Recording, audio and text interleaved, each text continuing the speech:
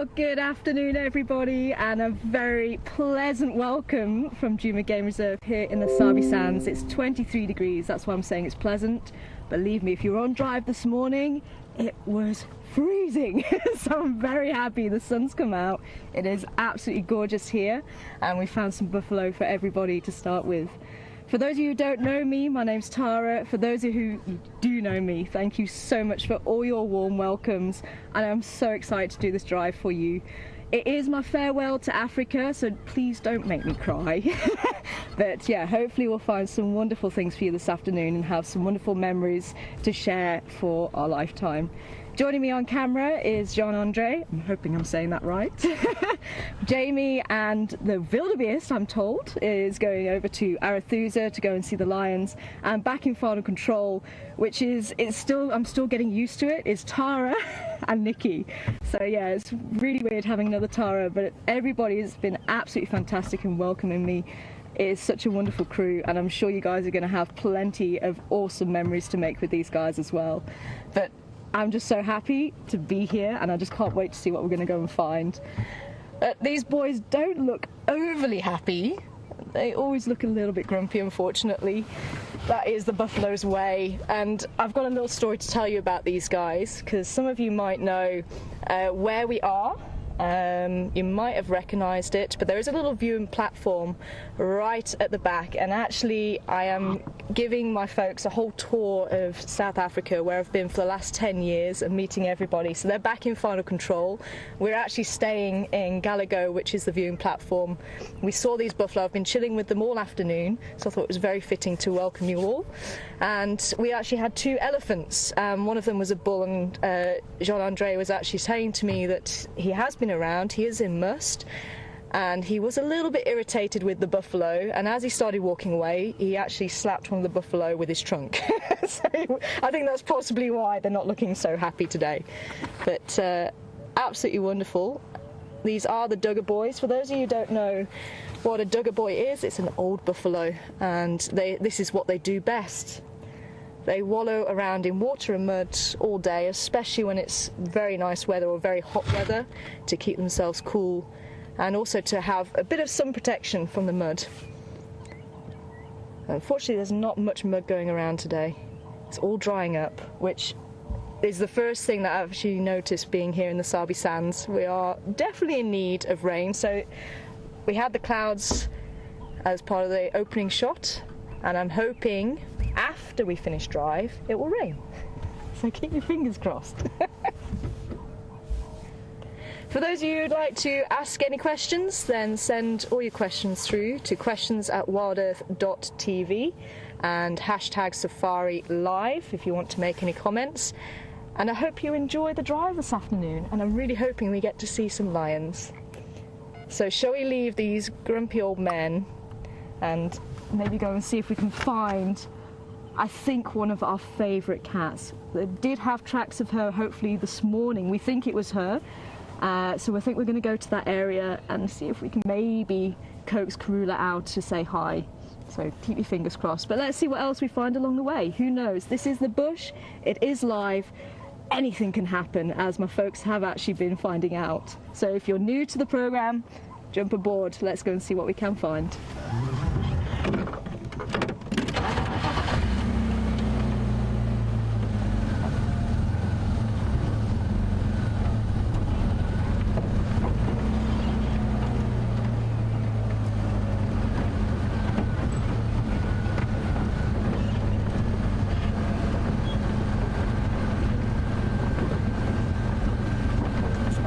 Thank you so much. I'm hearing all the comments coming through. It is wonderful to be back, and guess who is joining us? Yeah. Oops, and I'm already trying to break. There we are. Oh, you see, I have been getting used to her. We're getting used to each other again. But she's an old faithful, and I've been talking to her very nicely. I'm trying not to break you, Jigger, I promise. But she's done us proud in the past. She is one of the best Land Rovers. She's just so nippy, she gets everywhere.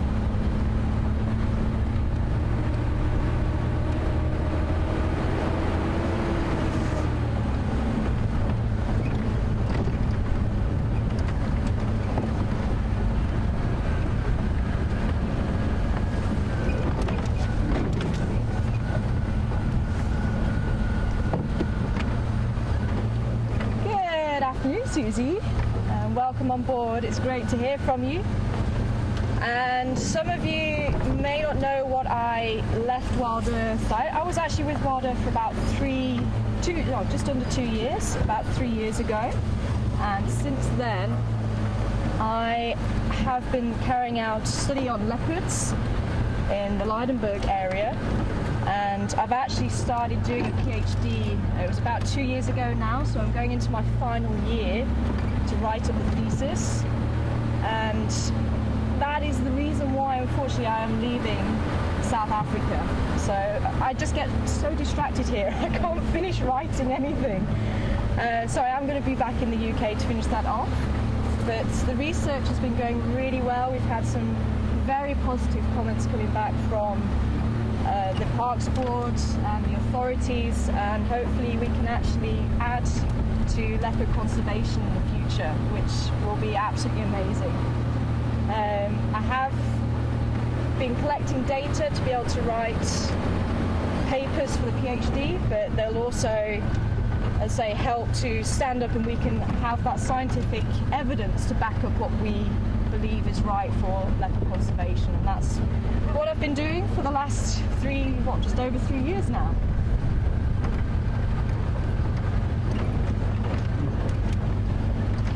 So I'm trying to remember the names of all the roads, so apologies if I forget to tell you which road we're on. We are on Vubu Road at the moment, which means hippo. And we have been seeing a few hippo around, but unfortunately, as I say, lack of water, the dams, there's some more duggar boys in the bush there. The dams are looking a little bit empty. We are going into a drought for the next couple of years, apparently it's predicted. So it's going to be an interesting time to see how everything copes with that dry heat. There goes the boys. So unfortunately that's why there is a lack of mud on these duggar boys. And it is Zulu for mud.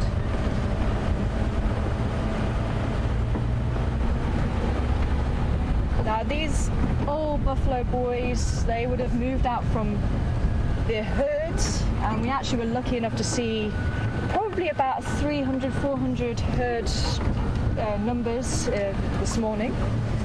And they can no longer keep up with the females and the calves and the boys who are pretty old, pretty in the prime.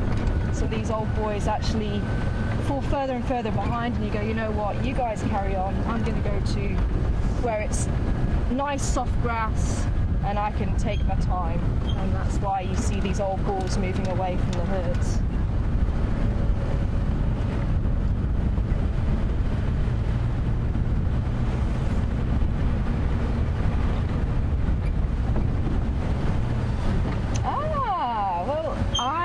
Carry on looking for hopefully Karula and other animals for you, but Jamie has got some elephants for you, so we're going to switch over to Jamie now.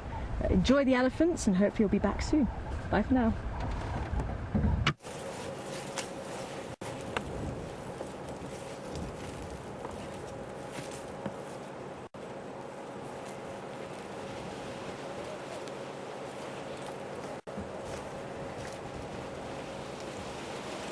Oh, good afternoon everybody, and welcome to the sunset safari and one rather shy bull elephant.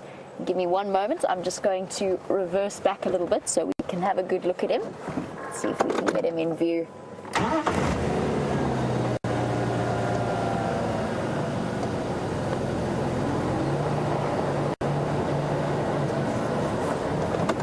Hello boy, what's up? Here's the rest of your family. This is a teenager. He's right on the cusp of getting to that point where he's on the outskirts of the herd all the time, getting ready for that time when he's going to head off on his own and find the company of other males instead of the herd that he's been with his whole life. Generally, these little boys are a little bit more nervous because they're out on their own for the first time. Look at the way he maneuvered that direct crunch. Hey Anyway, for those of you who don't know, my name is Jamie, and I have VM on the back on camera with me this afternoon. And I'm sure that you are all absolutely thrilled to have Tara back in the driver's seat. It's been an amazing experience to get to meet her. And Liam and myself have returned onto Arethusa to follow up on the unfolding lion drama, which I'm going to fill you in on in a moment. But for now, we'll enjoy the peace of this young boy. He's calmed down a lot now. Just enjoying a quick feed. There's been an enormous amount of elephants on Arethusa. It's quite a funny body posture that he's just adopted.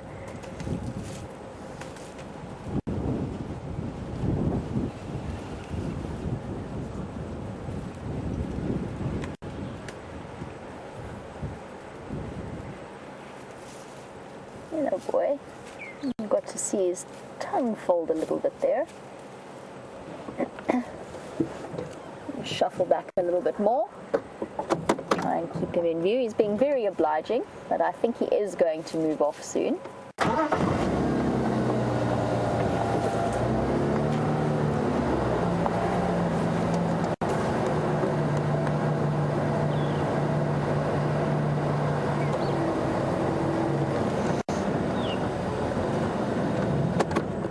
Elephant profile. He's just at the stage where you can start to see the thickening at the base of his tusks.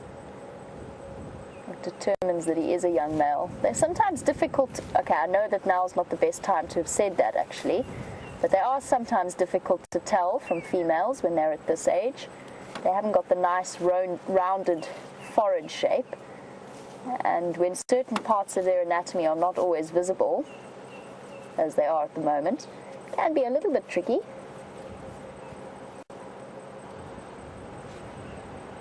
He's, I think, going to move out of our view very, very soon.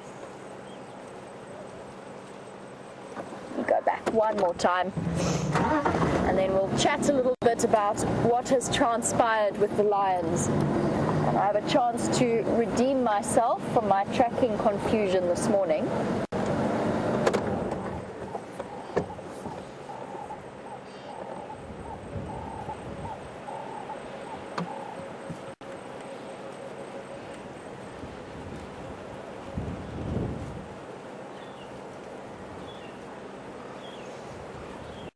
Okay, well, I know that many of you are interested in what's been happening with those lions. So let's transport ourselves back briefly to yesterday afternoon. Now, yesterday afternoon, the Tsulalas were still around feeding on that buffalo kill around Red Dam, and they started to move towards the southwest, towards the big Arethusa Dam. But unfortunately for them, the Birmingham boys were hanging around there as well. Now, this morning when I was out tracking, we heard lions calling, and I was trying to follow tracks, but they were going in every direction, everywhere. There were just lion tracks, forwards, backwards, upwards, downwards. What has transpired? I managed to get hold of one of the Arethusa guides. First of all, at least 4 out of the 5 Birminghams are on Torchwood at the moment, but last night, unfortunately, they did come to blows with the Tsulala Pride. They did meet up. Now, we did speak about that as a possibility, as the potential of the threat, especially to those 3 young males. The Tsulalas have fled to Elephant Plains. That's where they're sitting at the moment. That's why their tracks were all over the show around Zebra Drive. One of the young males is injured. He's quite seriously injured. He's been bitten on the back, and the other one is completely missing. And what I'm doing at the moment is I'm traversing the area between where I know the Birmingham boys were at that corner where we stopped for the tracks and Elephant Plains, because there's been no sign of him so far. And we're going to see if we can follow up on where he might be. If I do find his tracks, however, I'm not going to be out walking him. If he has been in a fight with Birmingham boys, that makes him an exceptionally dangerous animal to go and walk if he's injured lying in the shade somewhere. But we're going to try and see if we can follow up. Maybe he's returned to the safety of that drainage line and around that buffalo kill. Right, well, that is my plan for this afternoon. I know that it is sad news to hear, and of course we're all holding thumbs that that young male is okay. Maybe he just got separated from the rest of his pride and he's making his way there. But we'd want to just check and see if we can find him. And whilst I do that, let's head back across to Tara, because I'm sure you're eager to spend as much time with her as possible. And I will be back with you a little bit later. Welcome back, everybody, and we've just had a beautiful sighting of the zebra, and literally they always say don't work with children and animals because they're so unpredictable. Literally as we were having the link, the zebra decided no, we want to go and eat some grass now. But we have some virtual zebra here for you, and some wildebeest going to be joining the shot very shortly, and there has been some impala around. And one of the male impala were giving an alarm call, so there was a bit of excitement there, so I was trying to work out what was going on. But I think he's a little bit confused. He's still not sure, and you might have picked up, I don't know actually if these microphones are picking up, because the technology has got so much better from a few years ago. But if you are picking up the wind, that does confuse the animals quite a lot, because they can't pick up where the smell and the sounds as easily. They get very confused, they get very skittish, and I think possibly that was what was happening with that male. The females kind of looked up and went, oh, you're giving an alarm call? Okay, well, maybe we'll move away from where you're thinking there's something there. But he's gone back to see if there was anything. We couldn't see anything. Oh, and now he's walking up. There you go. So you can see he's still looking behind him, but you can see all the bushes moving around. And believe me, that wind had a nasty nip in the air, and I do wonder if somebody had snow. And apparently there was a forecast for snow over the last couple of days. I think somewhere down on the southeast coast, somewhere that side, and apparently there's a heat warning for Limpopo. So yeah, crazy times here. There go the virtual zebra. That beautiful shadow stripe. I don't know if you saw that earlier. I'll see if I can move again, so you might be able to see them through the bush.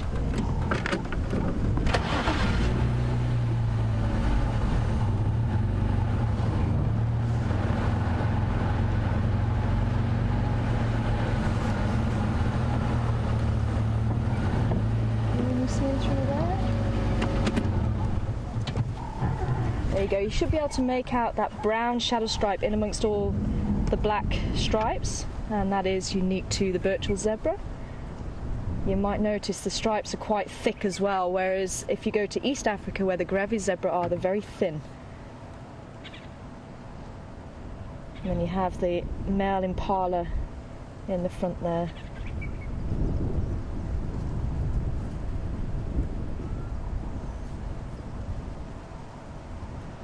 Now here's a ram. And I only found out the other day what makes a ram, or the females are also called ewes, as you get to the larger antelope. And I wonder if we can scan left. I think just, oh, there we go.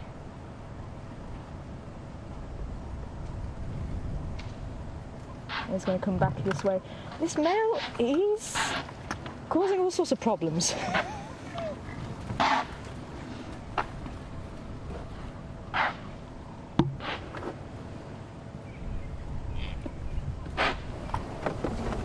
Sure, nicely done. Wow, what great camera work. But check it, he's just causing so many problems. He's chasing, it looks like it is a female he's chasing. He's a little bit early for the rut.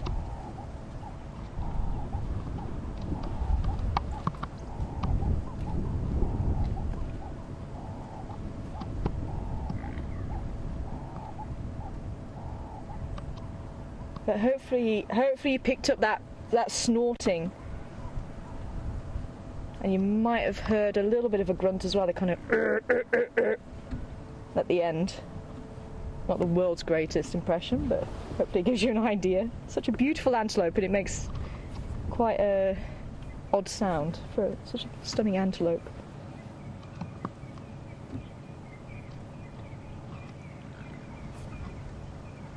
Don't know if you picked that up. I think that was a little bit little bit too far away. But yeah, he's just causing problems now. So with the wind, he's confusing these females, and then he's chasing them all over the show. But what they will do during the rut is herd the females together, and it's almost like that's what he's doing. Now it could be because it's dry, maybe it's triggering them to actually start rutting, even though it's not the right time of year. It tends to happen around March, April time. They do tend to have a late rut as well, so the females who don't get mated with around that period, they'll mate with them around the September time. So it could have been that it's been a bit delayed for the second rut, and this could be the second rut, because he's certainly showing the sign of herding the females. I think we need to maybe move up again.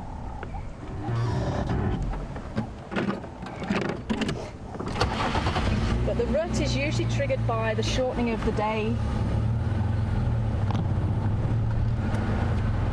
and the change in nutrients in the grass. So I have heard some people say they haven't had the second rut. I think my friend in Kruger said they didn't see a second rut in Kruger, so it could be this is the second rut and it's just been delayed. But you can see the males through there, they've got some beautiful horns on them. These boys are in good condition. Their necks not as fat as what they usually get to when it's the full rut, but the September rut is usually very short. I say it's just usually for if there's a few females that weren't made pregnant during the March, April, May time. Yeah, he's just in front. The one that's causing all the problems, he's just in front of us.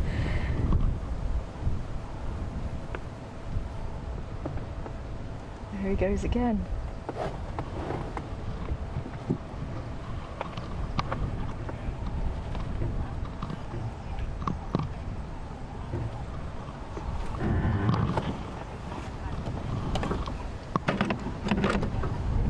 Ah, brilliant. So Nikki's saying that they haven't had the second rut yet, so this is probably what is going on then. The last rut was in May. And it looks like there was maybe a small female knocking around here that would have been from the second rut last year, and I think it's there. I've just parked right behind the bush for you. Come back this way. Can you see how much smaller she is? So she's not from, the females are almost ready to drop the lambs. That will be happening in the next month or so. Yeah, well, we're in November now actually, so November, December. So she's just that little bit too small to be a full yearling. So she would have been from the second rut last year.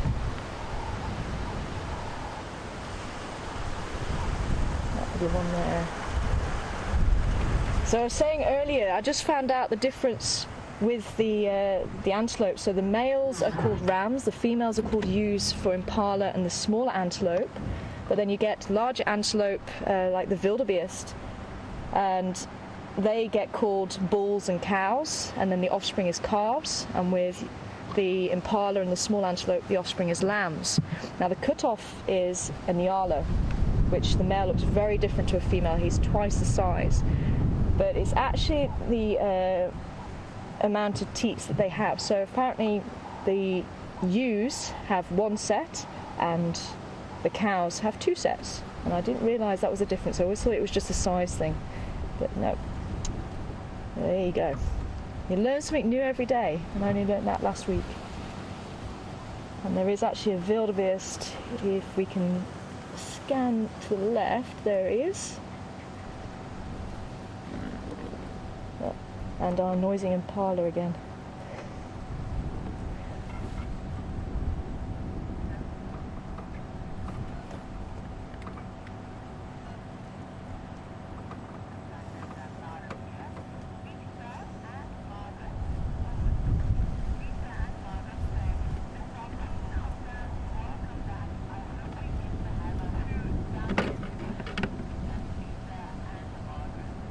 Lisa and Margaret, I'm sure we will. Lisa and Margaret saying, I hope we have a who done it.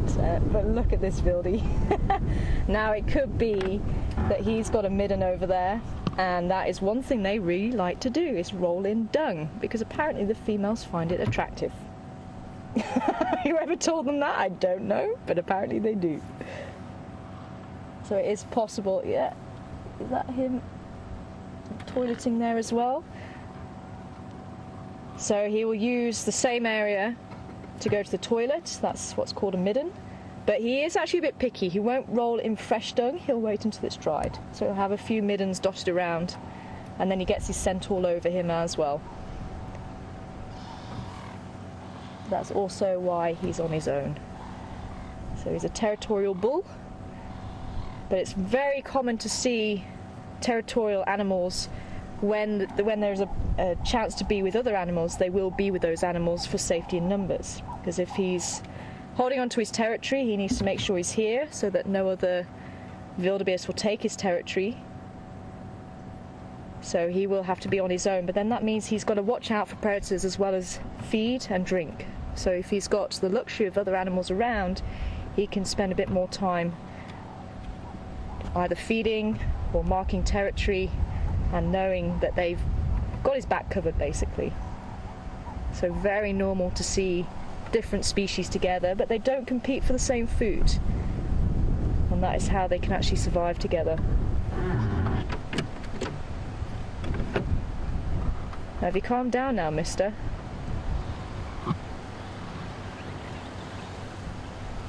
Yeah, I'm talking to you. You're upsetting everybody.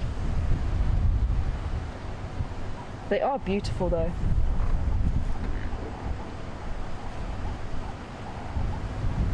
You might just have heard that roar then as well. Is he going to go again?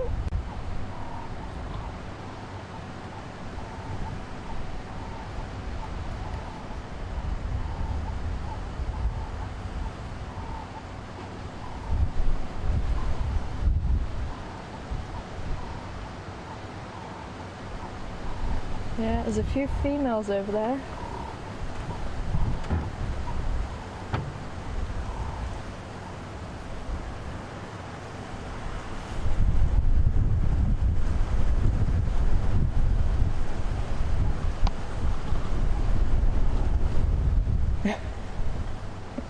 You see he's throwing his head back, and that's when he's roaring. So the alarm call is just the snorting part. You don't get the roar with an alarm call. But you can see he's displaying there. So there's a few males that walked off behind him, so I think he's trying to round. There's a few more females coming into your shot now. There you go.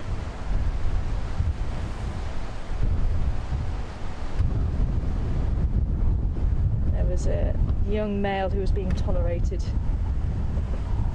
which also doesn't really happen in the main rut. The young males will get pushed out, so no males will be around at all.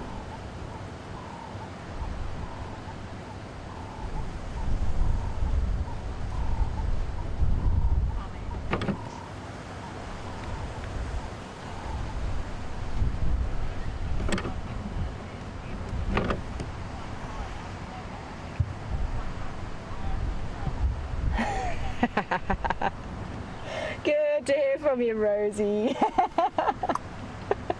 I'm sure my little comments will come out at some stage.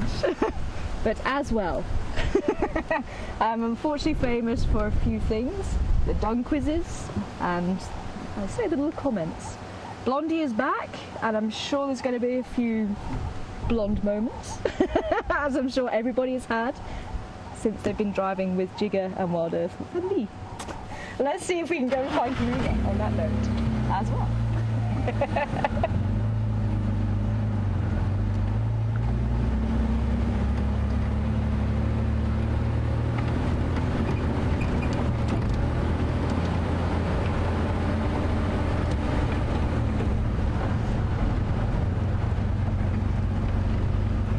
Hi Elaine, welcome on board from Massachusetts. Great to hear from you. And Elaine would like to know, would animals roll in dung to try and mask their scent from predators?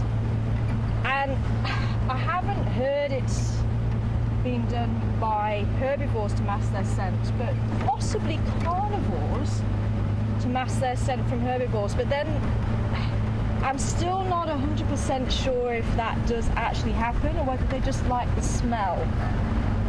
Because obviously if you've got dogs, you might know that they like to roll in smelly things. And it could be the same thing, that they think that you find smelly things attractive, just like the wildebeest and the females, which unfortunately is not the case with humans. And some of you might know I have with little Jack Russell now since leaving WildEarth, and he likes to do that. So I'm speaking from experience.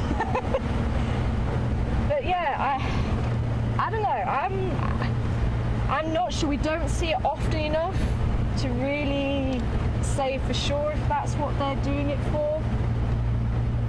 If it was true, then we should see predators doing it a lot more often, but you don't really see them doing it very often. So I think that's one.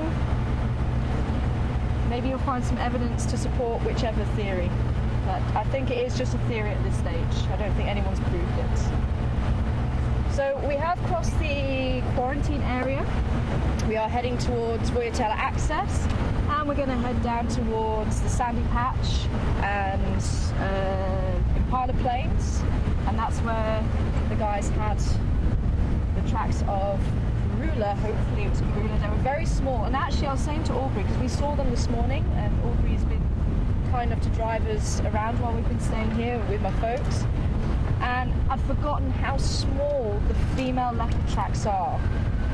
Through my research over in Leidenberg, we've actually been looking at the sizes of leopard tracks, and we take the measurements, and we were hoping maybe through simple measurements we could actually ID individual animals scientifically, so we can say for sure, yes, that cat walked here, and we can gather that as scientific data.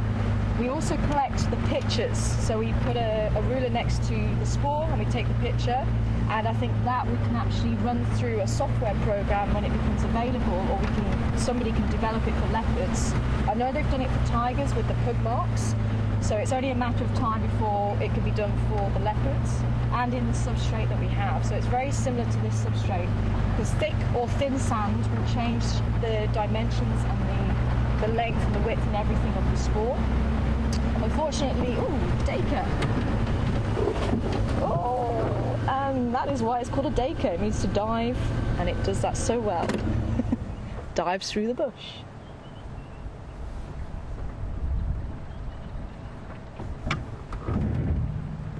And that behaviour right there, very typical for the bush antelope, because they're using the bush to conceal themselves. So it runs, you can't keep up with where it's gone, and then it freezes in the hope that you haven't seen where it stopped.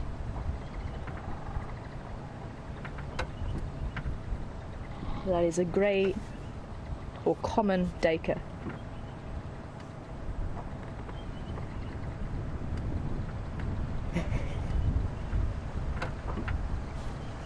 Interesting little antelope. Most antelope are pure herbivores. They only eat grass or leaves. Grazers eat the grass, browsers eat the leaves. But this little guy eats fungus, caterpillars, and on the odd occasion, the odd little bird if there's a nest on the ground. Odd diet for an antelope.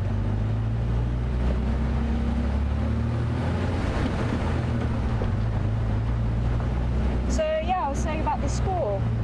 So here, the spoor for Karula is much smaller, and it's smaller than the cubs of the leopards where I'm doing my research. The females in that area are just about the size of a male leopard here, the spoor, the tracks. So the males that side are almost like baby lion tracks. It is incredible the size difference between the leopards there in the Leidenberg, in the mountainous area, and the leopards here. The leopards there would dwarf these guys. They would make them look very small. So a male leopard track out there, you're looking about 100, maybe 110 millimeters. So you're looking about this sort of size, whereas here they're up to maybe 18, 90, which is, say, female size, which is about that. Much smaller. Yeah, very interesting.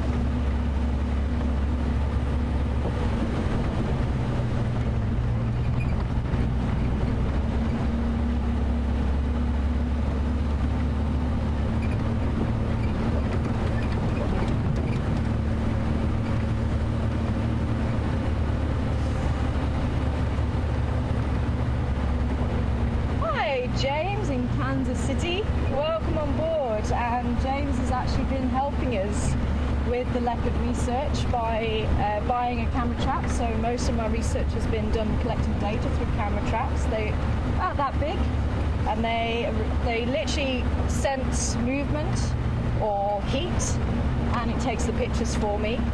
And where we set it up, we actually had a camera club, so people could actually buy us a camera, and we put it out in the field, and that helped us to collect the data. And quite a few WildEarth viewers came on board with that. So there was the clown cam from Sharon, and Red Robin from Diane, and we also had Fancy as well, which was awesome. And I really do appreciate everybody's help with that as well, because it's actually made it possible to do the research, and hopefully next year I might be able to become a doctor. I have got the shirt, and thank you so much for everybody who sent me that shirt saying Dr. Pirie. I haven't worn it yet.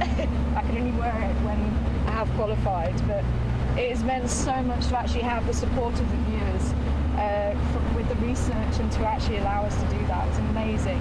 But they are staying out in the field. So the cameras were static for 3 years, so we've been able to monitor the changes in the area.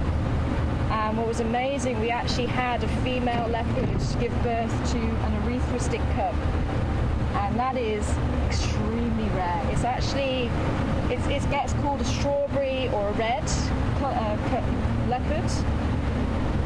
They don't have black spots, they actually have brown spots, and their fur is much paler than that you see of a normal leopard.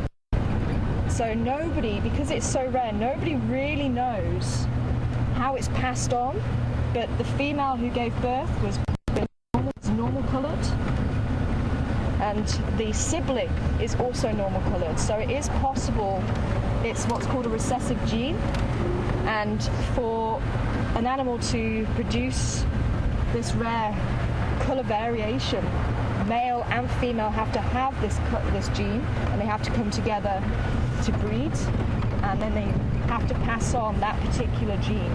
If the dominant gene gets passed on, regardless of whether the recessive gets, so if the male passes on a recessive and the female passes on a dominant, it will stay a normal coloured leopard. It must be both male and female pass on that recessive gene for it to be. And it's the same with melanistic leopards, so there's too much pigment. So it's either this Erythristic leopard is either doesn't have enough black pigmentation, or it's got too much red pigmentation. And again, we don't know exactly what causes it, so it's those two options. The melanistic or the black leopard, which incidentally can be called a panther. A black jaguar can be called a panther as well. I know a lot of people say, oh, the panther is something completely different. It's just a black cat. That's all a panther is. Hey, Steenbok! Another dwarf antelope.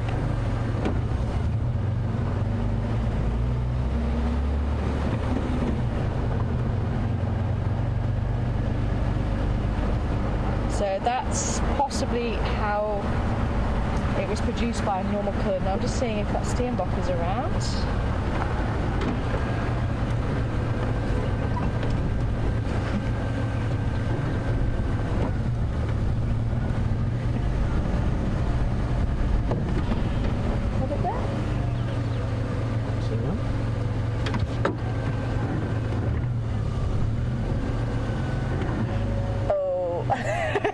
That's my first stump of the drive. Yes, go me. I thought that was the Steenbok, but I think it is a stump. Yes. By the way, I'm very good at spotting stumps. Oh, awesome. Anyway, So the steenbok, incidentally, is a small Labrador puppy size. It's sort of that sort of size. The Dacre, not much bigger. That's about the Dacre size. So much smaller than the Impalas that we saw earlier.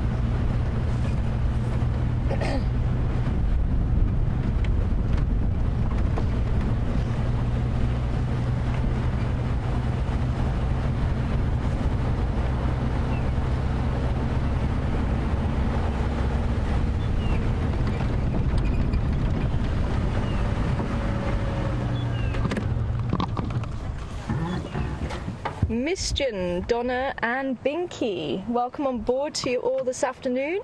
I hope you're enjoying the wonders of Djuma this afternoon. Great to have you on board. And all of you asking the same question, wanting to know if I'll carry on my leopard research once I'm finished. And that is yet to be determined. I actually don't know at this stage. I am going to hopefully still be a part of Ingwe to a certain degree, because obviously we've put a lot of groundwork in with the research, and obviously Will and Carol put a lot of groundwork in previous to me joining them in 2012. So I certainly would like to still keep a hand in, but I'm still not sure what other projects or what else is available to me at this stage. So I'm going to be talking hopefully at a conference in Edinburgh, and I'm hoping to meet a few people there and see what is available and how I can maybe help Ingwe in a different way, and maybe even be like a consultant to help other projects get off the ground. I'm kind of looking into all of that sort of thing, because I don't want to miss out on the field. Absolutely love the field, being in South Africa, and I'm not quite ready to give it up completely, but I do need to be in the UK to see the family as well. So it's trying to work all of that out. But I will definitely keep everybody posted. And hopefully when I have more internet, we can actually talk a little bit more. But on your screen at the moment, we have the long-tailed, or magpie shrikes as they're now called, and a whole family of them. The longest tail will be from the male and shorter tails from the females. And they are cooperative breeders, so there's about 4 in the tree, but we're just seeing 2 at the moment. And you might be able to hear that liquid call. That a lot more liquid than I can make it. One of the juveniles just flew off, probably this year's or last year's clutch. It'll be chicks from last year to help bring up this year's chicks.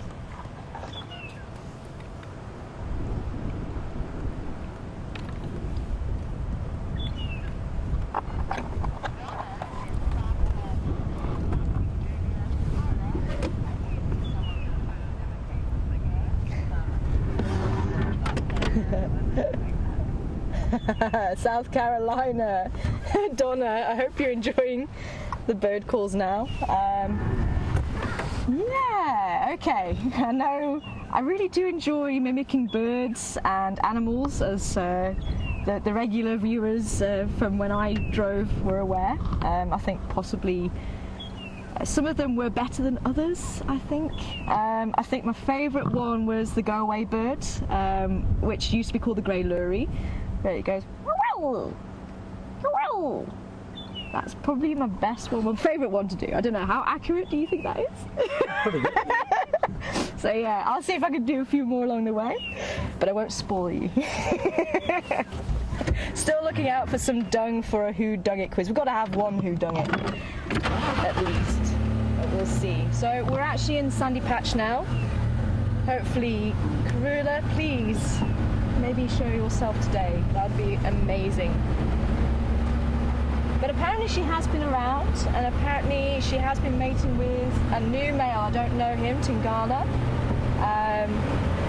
And I think he pushes in from, is it the southwest that he pushes in from? I believe, I think. So she's been with him, I think you said you saw him 2 days ago. They were on feeding on a kill. And apparently, was it the Salalas, you said, were actually chasing them away from their food. So she may be mating, it depends on where they are through the cycle, because leopards can mate 2, 3, 4, sometimes up to 6 days. And some of you might remember I had an amazing sighting. It was, I think, maybe 3 or 4 o'clock in the morning. I'd heard what I thought was a lion coughing.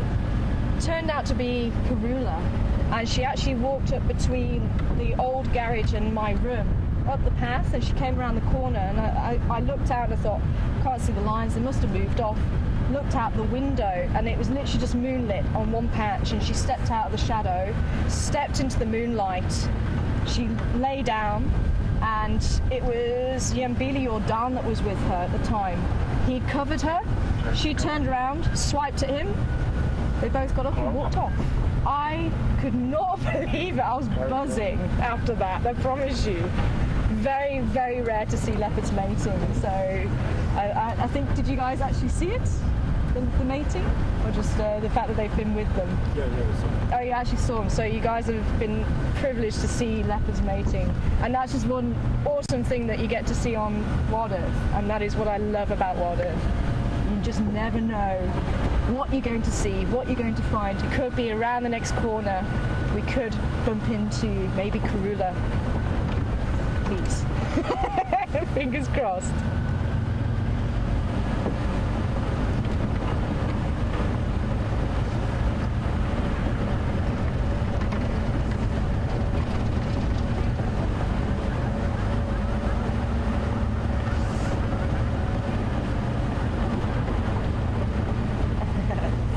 Anna Marie and Afira, welcome on board to you this afternoon, and also hoping to see Karula. I think she would definitely be nice to say goodbye to her, but I think we were definitely privileged to see her Valentine's Day, a very fitting day in February when I came back for a couple of weeks to fill in while Mark was on leave, and that was just so special.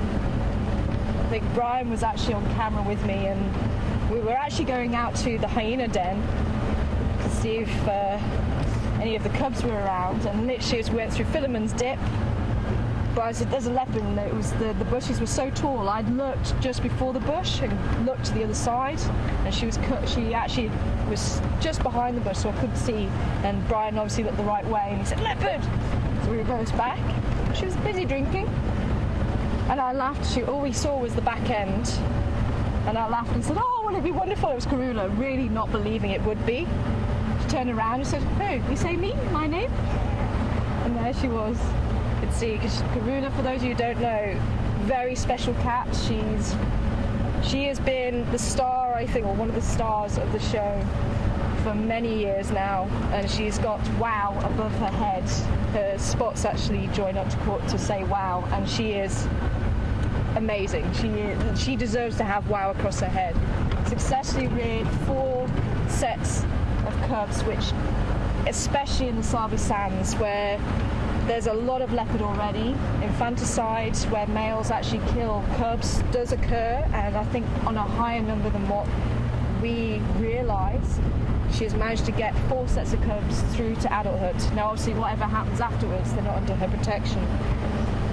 But yeah, amazing cat, absolutely amazing cat. And you'll see her feed on something small, and she has a kill. She'll go out, she'll feed, she'll go out and kill something, so it's ready in line for her cubs. So she'll leave the cubs on the one kill and go out to get her next one. And she just goes. She's amazing, absolutely amazing.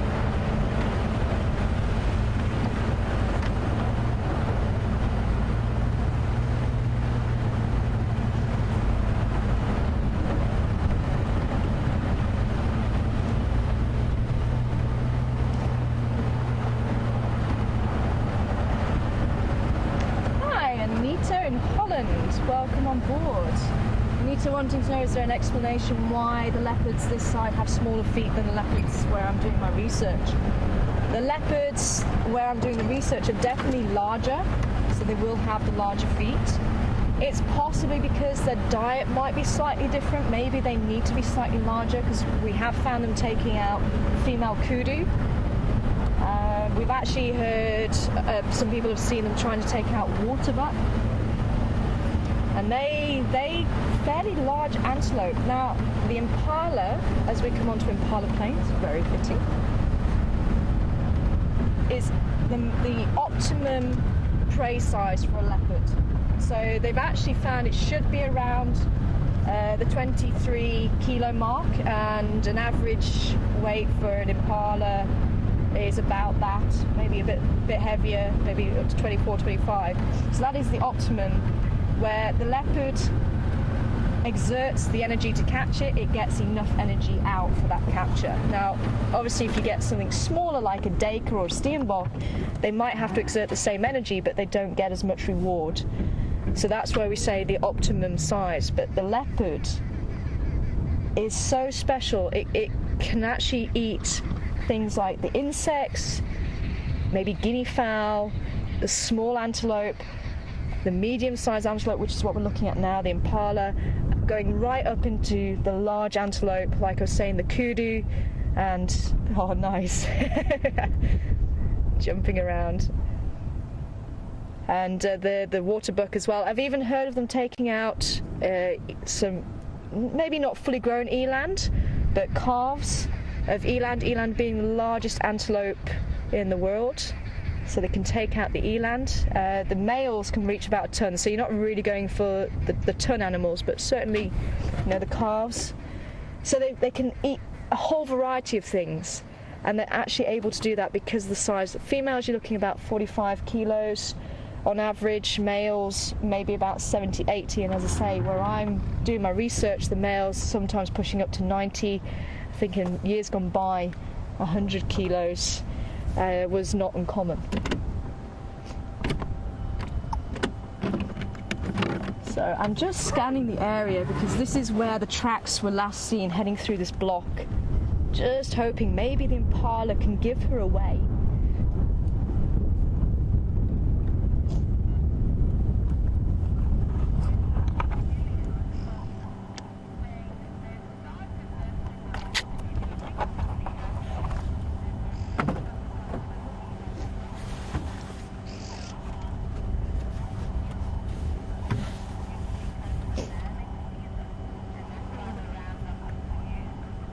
Hi, Gilly in Wisconsin. Welcome on board, Gilly. And yeah, quite an interesting one there. So maybe the males are getting confused because the females are coming up for birthing, and maybe their hormones, the change in their hormones has confused them slightly.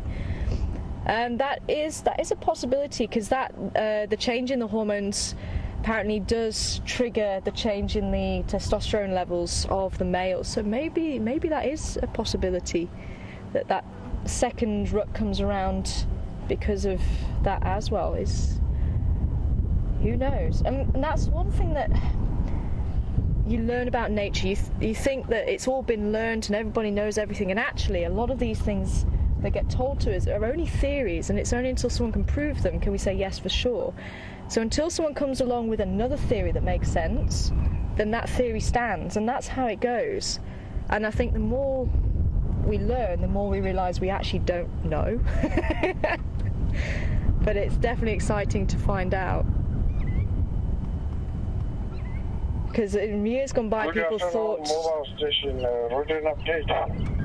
people actually thought that Impala could hold on to their young until the rains fell, and that's not strictly true. It's all based around when the rut occurs. Yeah, so if you have a rut that's late, okay,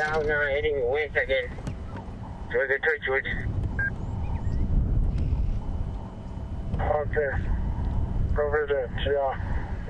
Go not to around there.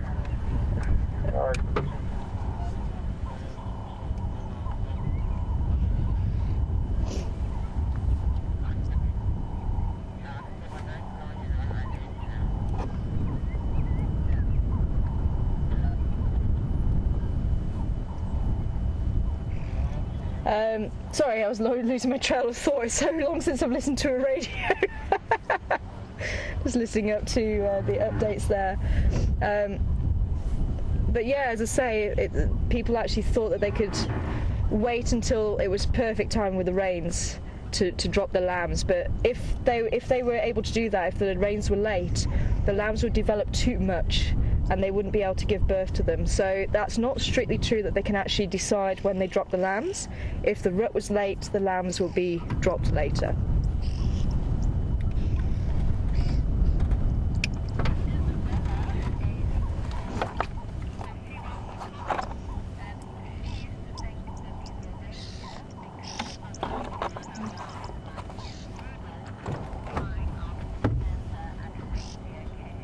Oh,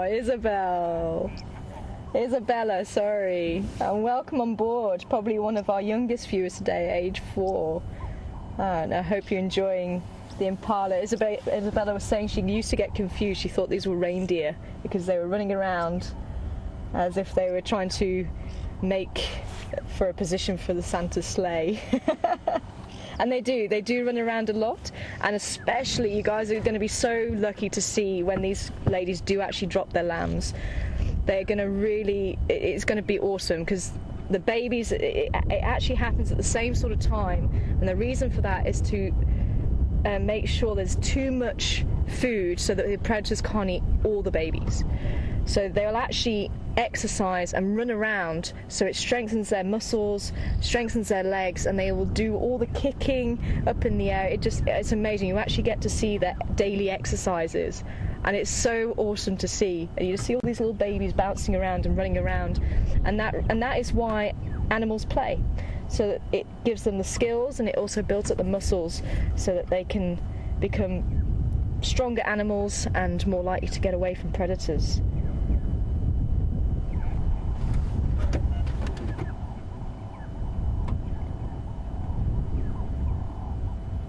Unfortunately, not much movement. I was hoping maybe someone might pick something up. You might hear that snort again, that but they're all pretty relaxed. You can see the tails flicking every so often, and that just shows that everyone is nice and relaxed. If they stop flicking the tails, then they start becoming a little bit more alert. Go ahead.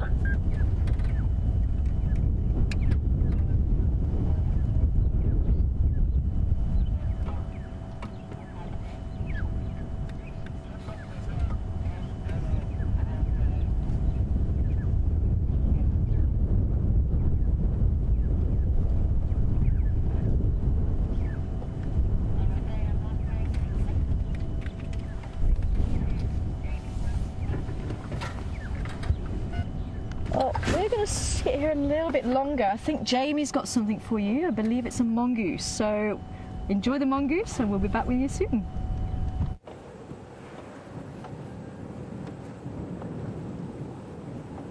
We do indeed have the mongooses. And look at the one at the back in the middle sitting up. Doesn't she look rather large to you? I wonder if she isn't pregnant. Or it might just be the way that she's sitting. Oh, it disappeared into the hole now.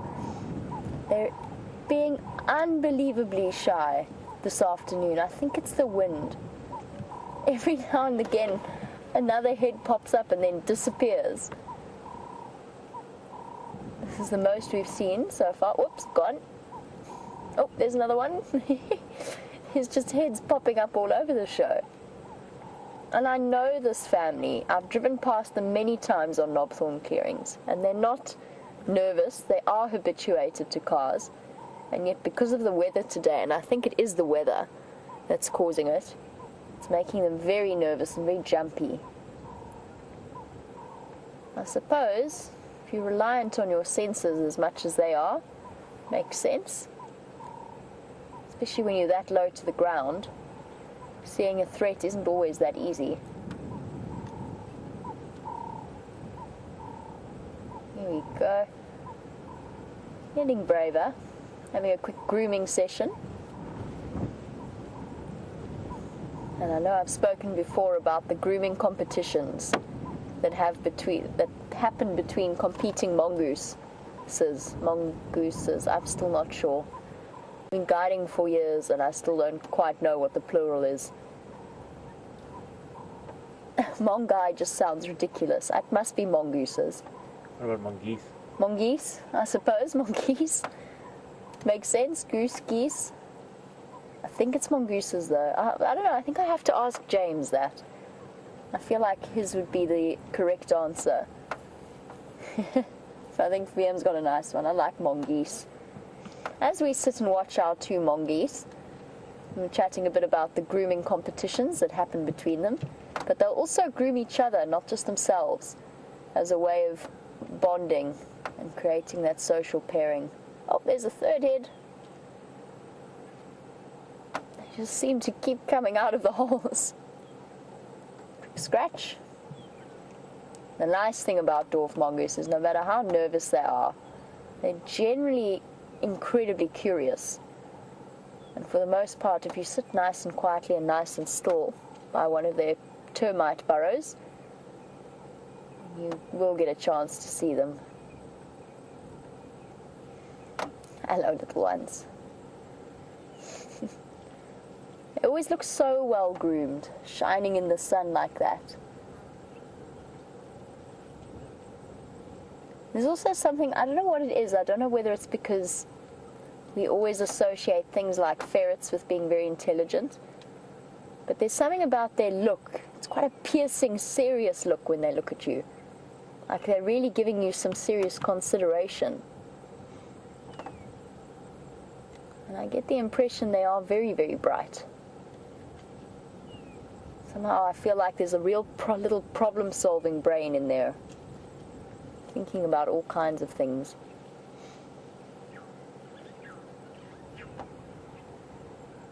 Oh, another head. Just keep popping up. Hello, have we interrupted your Wednesday afternoon? It's okay, you can come out. It's actually a huge group.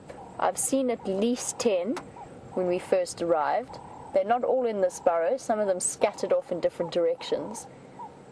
And what they'll have in a nice open area like this, oh cute, those two are so sweet. Cuddling together for security. What they will have while they're foraging in an area around their burrows is they'll have a couple of different bolt holes to run to.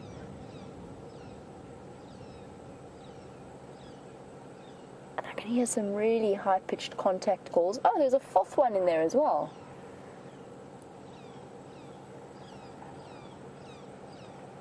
I wonder if one of them hasn't become a little bit disconnected from the others. There's some really high-pitched squeaking sounds. As VM pulls away, gives you a little bit of an idea as to exactly how small these little creatures are. They are absolutely minuscule.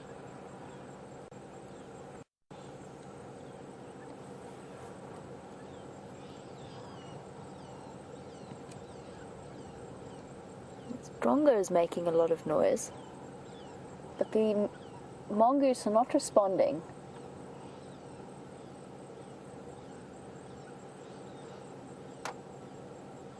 So it can't be a contact between them.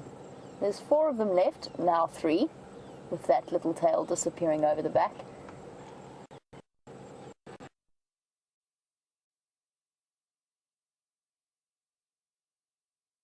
Outside a burrow like this for hours at a time. You know, even if I bring a book or something and just watch them and the play of dynamics that happens between them.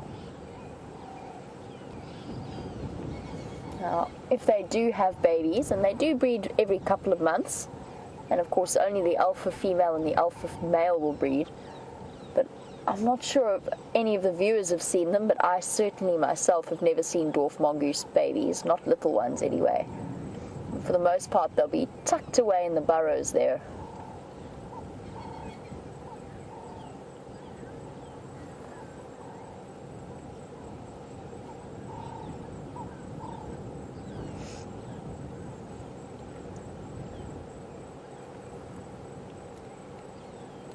I believe that for modern usage, and this is coming from one of our viewers, Pamela, the plural is mongooses or mongoose. That is what's come to be. In my head, I think I always just accepted it as mongoose for both, but I suppose that doesn't really work. Almost like sheep and sheep. That's how I had it figured out in my head. Coming and going now, they're feeling a bit more secure with us.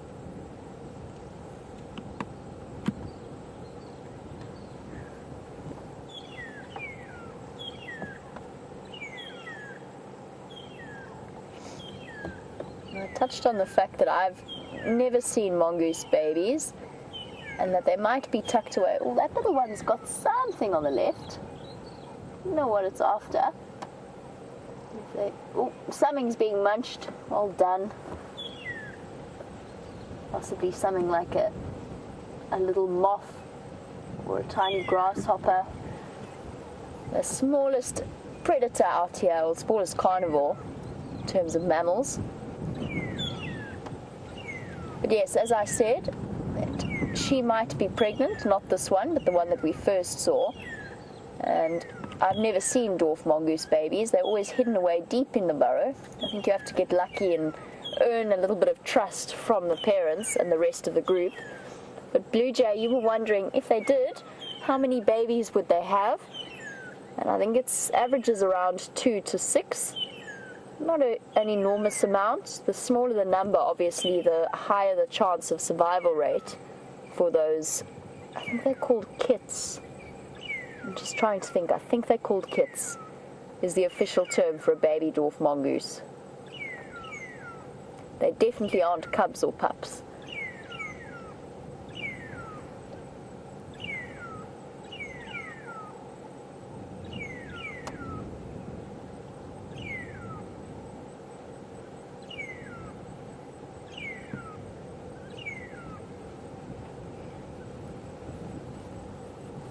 Oh, I touched on the relationship, or the fact that they remind me of ferrets, and of course they're all part of a very similar family, now known as the Herpestidae family. But Barbara, you were wondering about the connection between meerkats and mongoose, and they are essentially the same. They fill the same ecological niche, they are related to each other, but generally you'll find that mongoose tend to occupy, or at least the dwarf mongoose, the banded mongoose, and the slender mongoose, the ones we see around here, they tend to occupy the more eastern, slightly higher rainfall areas, whereas meerkats are more adapted for desert dwelling, along with the yellow mongoose, as well as the slender. The slender mongoose does cover quite a wide distribution.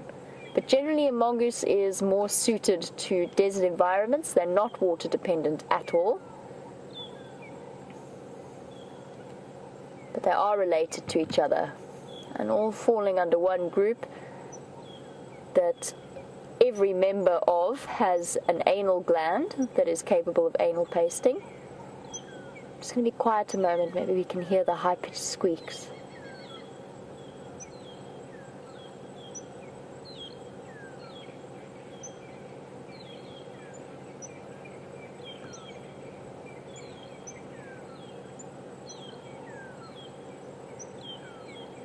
So faint.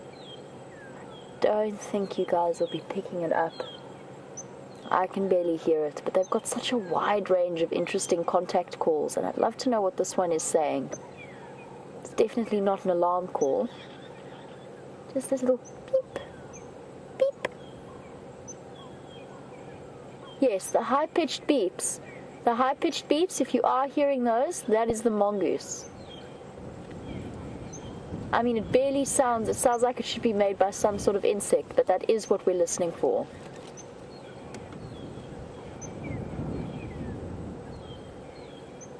Ah, apparently that sound is coming through to you. So that those tiny, high-pitched beeps, that's the mongoose. I don't know what it means, I don't know what they're saying. Some kind of contact call between members.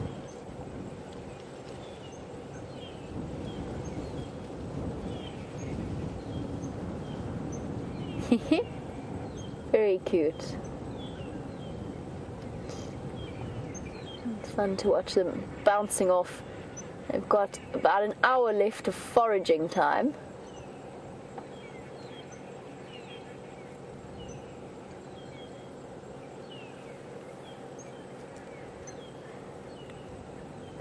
Maybe one day, if I ever do get to spend a bit of time. Whoop, I think that's the last one disappearing off. So it disappeared into the hole? Yep. Oh, one day, if I ever get to spend a little bit of time around a dwarf mongoose hole, a couple of hours, maybe I'll get to treat and see the babies. But Pretty Nightmare agrees with me that they must be absolutely adorable. Oh, hello. Popped out. Went in one tunnel and came out the other, I think. Oh, I'm disappearing off. Now, I know that as soon as I move the car, I think that was the last one. I counted 4 in the beginning, and 4 of them have disappeared off at one stage or another. They're all dashing. Oh, I'm sorry, there was a 5th one, but it's gone. It just shot off out into the bushes. They've all spread out all around, and I know that if I try and follow them in the car, we're not going to be able to catch up with them, and they certainly won't be thrilled with our presence. So we'll leave them be on this windy day. And maybe one day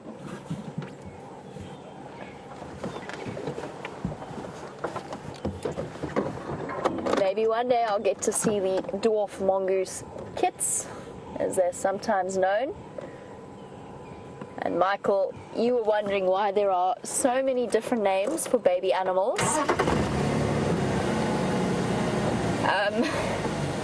I don't know. I've never really questioned that before. I've just accepted it as a given. But it's a good point. But I suppose, why do we have so many different names for male and female animals? Bulls and cows, rams and ewes.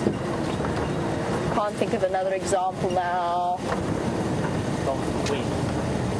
Toms and queens. Yep, for cats. There's quite a few of them. Make sure that all dwarf mongoose are away from me. Honestly, Michael, I don't know why there's so many different names. I guess so that you can refer to them without having to specify too much what animal you're talking about, maybe because it's a good way of providing an indication of evolutionary lines. So cubs are cubs, so cats have cubs, big cats have cubs. No, that can't be right, because bears have cubs. No, I'm definitely talking myself in circles here, and I'm going to stop doing it. I don't know the answer to that question. I really don't. Bye-bye, dwarf mongoose. Now, I know that many of you will have been wondering about what's happening with that young male.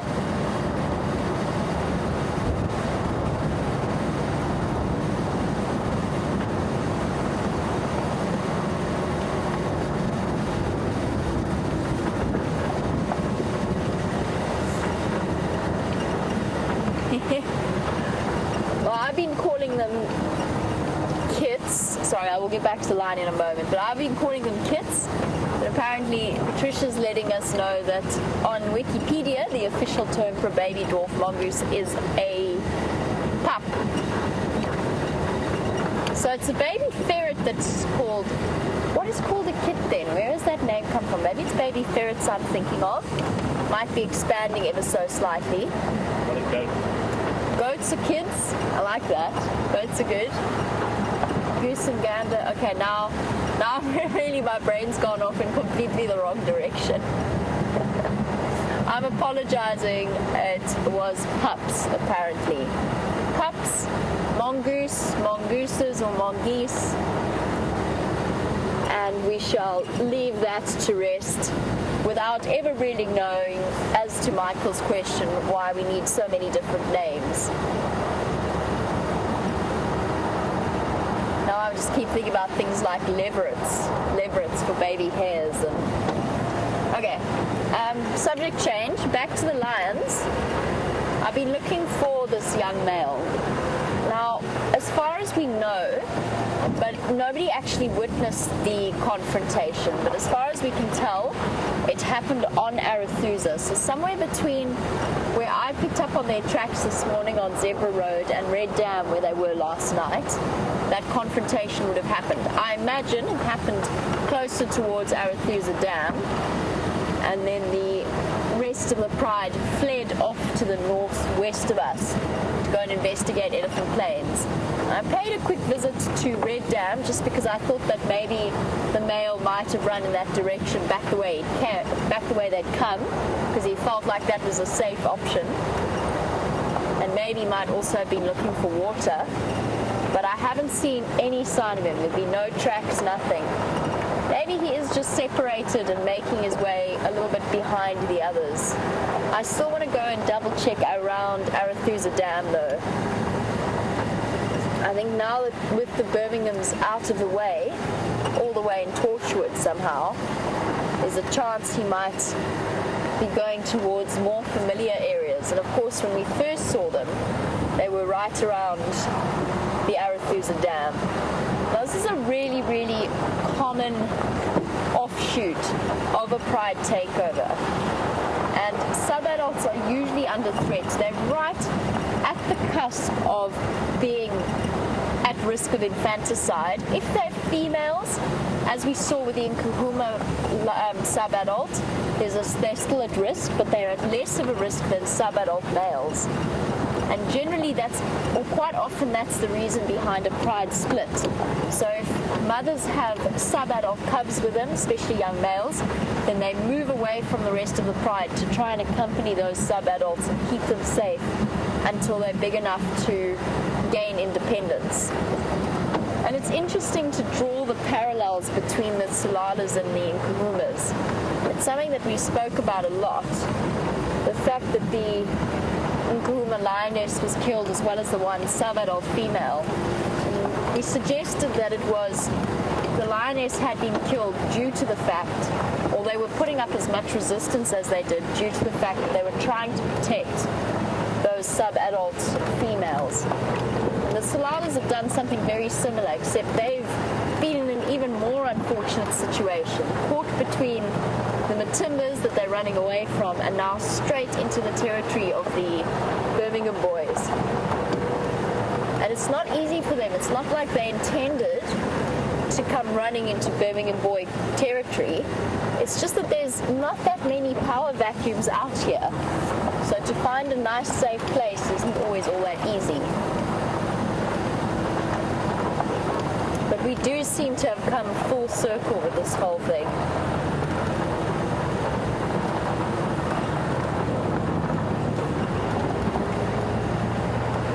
Still a very interesting way that this situation has played out. And I imagine that if we do continue to see the Salalas, as we have been, it will be on an intermittent basis. And they'll probably keep moving for another year or so to try and keep those males safe. If we compare and we contrast the Nkahumas and the Salalas, Junior's got that extra year on them. He's bigger, he can fight, he wouldn't be able to take on all 5 Birminghams, but he could fight back and run. He would have a much better chance than those 3 young males, particularly because they were already injured.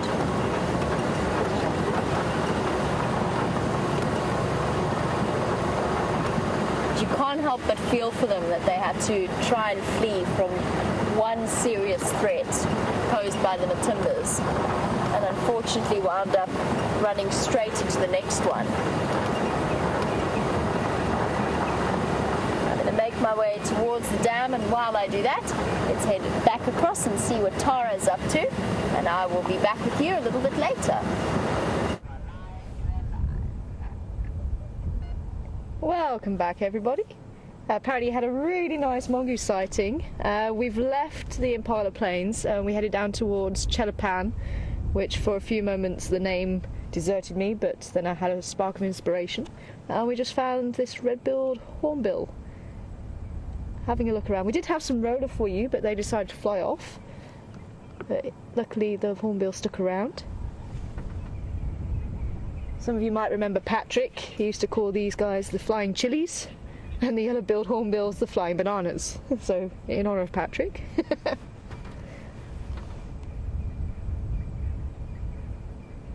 Now, the scientific names for these guys, believe it or not, has to do with how they call. So you have the head-down cluckers, and the head-up whistlers, and I kid you not, that is the categories that these particular type of hornbills fit into.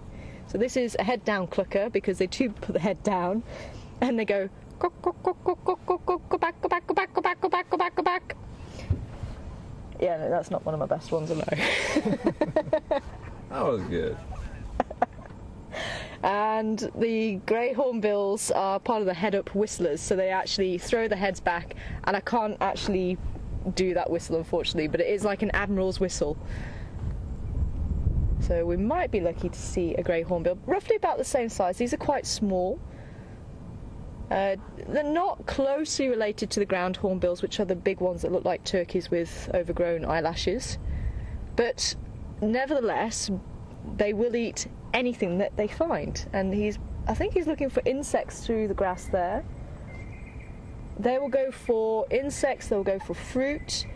I've even seen, when it was extremely hot, plus 40 degrees, there was bats that were very lethargic that day, and one of the hornbills, it was actually a yellow-billed hornbill, found the bat that was, it tried to get underneath a log or something. He found it and he actually took it out and ate it. I've never seen them do that before. I never thought that they would eat bats, and this poor bat, before I realised what was going on, then it was halfway down the hornbill's throat. But absolutely amazing. So they will literally eat anything and everything they can get their bill into. And I do have a whodunit for you, a nice easy one to start with. There we go. So just to give you a bit of a size comparison, there's my hand. So if you want to play along, you can send your answers into, let me put it more in the shade so at least it's all one colour for you. So if you want to play along and tell us who dung it, who made this dung, all you need to do is send it through to #SafariLive or questions@wildearth.tv. Put in the subject line what your answer is, and we'll see who is the first off the mark and see how everybody has been keeping up the whodunit quiz. I've been hearing that Jamie and Brent have been keeping it up, so I'm well chuffed. So see how well you guys are doing. You don't know where I've picked it up from, so this is cold off the well, it's actually from quite far back from the Impala plains.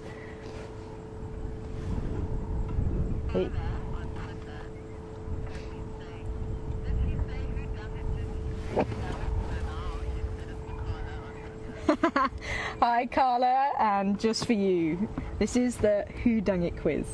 And unfortunately I wasn't the one that noticed the wow on Karula's forehead, but I am the one that, along with a few viewers, I forget now, there was actually some of the viewers who came up with the catch name whodunit, and last time we even had who sung it, so we'll see if we can find a bird that will sing nicely for you. And unfortunately my impressions, as much as I enjoy doing them, I don't think they do the birds justice.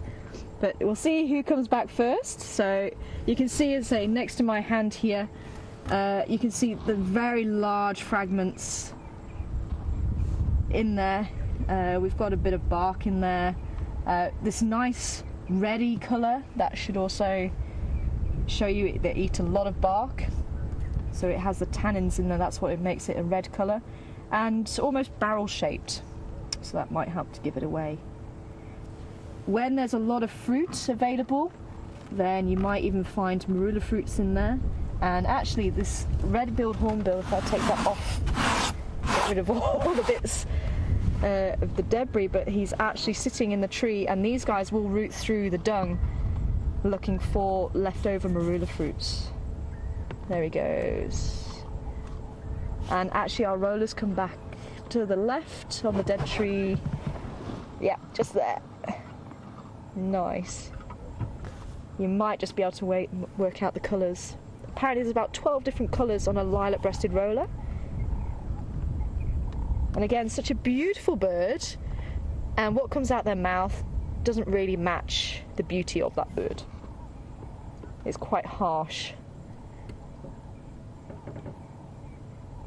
But the reason why they are called a roller is they actually do a display the way they roll in the sky. And I have been hearing them call, so I'm wondering if he would do it today, but it looks like he's getting camera shy. So maybe not today.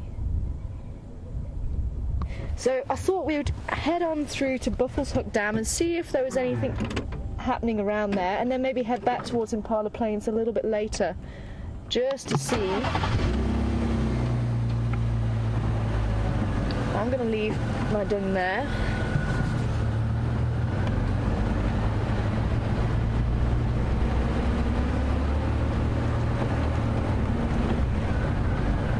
Awesome! Christy, Mary, Richard, Jan. Oh, fantastic. Good to hear. You're all getting it right. It is elephant dung. Well done, guys. Great to hear you still have your eye on your dung. Brilliant. Let me see. Just heard. It might have been a little bit too far.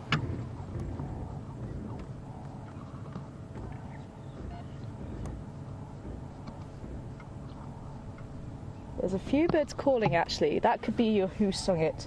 Do do do. Do do do. Are you hearing them? It's a little bit. No. See if I can get one that's a little bit closer.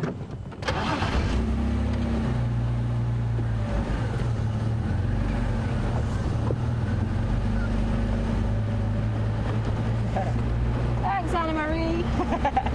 Trouble is, you haven't heard the bird calls and what they should sound like. But Anna Marie thinks I'm an expert bird caller. So I'll just not show you those birds that I've been intimidating. Yes, maybe I have. Maybe that's why the roller disappeared. But yes. Let's see if I can find a bird that's going to sing closer to the mic for us.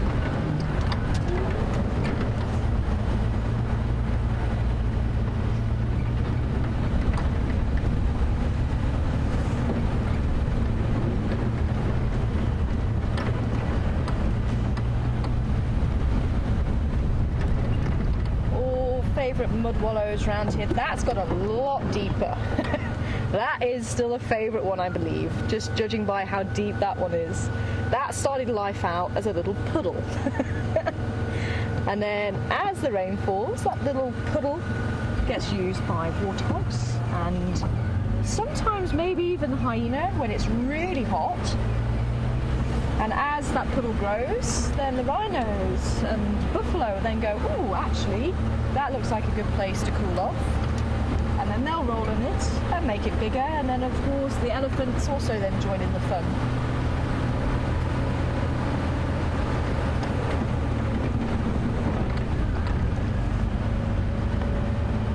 So I think we're going to take Vulture's Nest, going through Spaghetti Junction.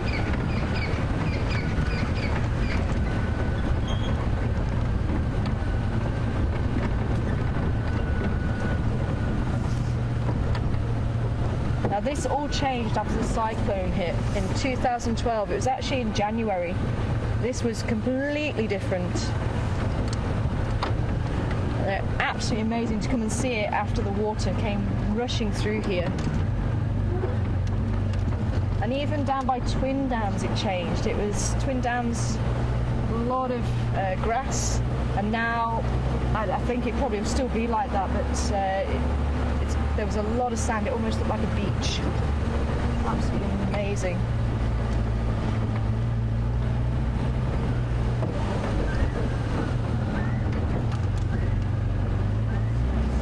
I did hear some birds in here. I'm hoping I'm a little bit closer, so if they do call, we'll hear them.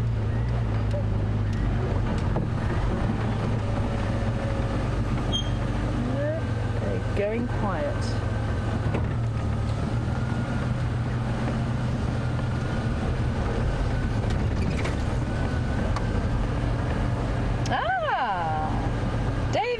Welcome on board. Wow, my very bad impression gave it away. It was a Cape turtle dove. Well done, David. I will see if I can find another bird for everybody to join in. Yeah, the Cape Turtle Dove says, work harder during the weekday.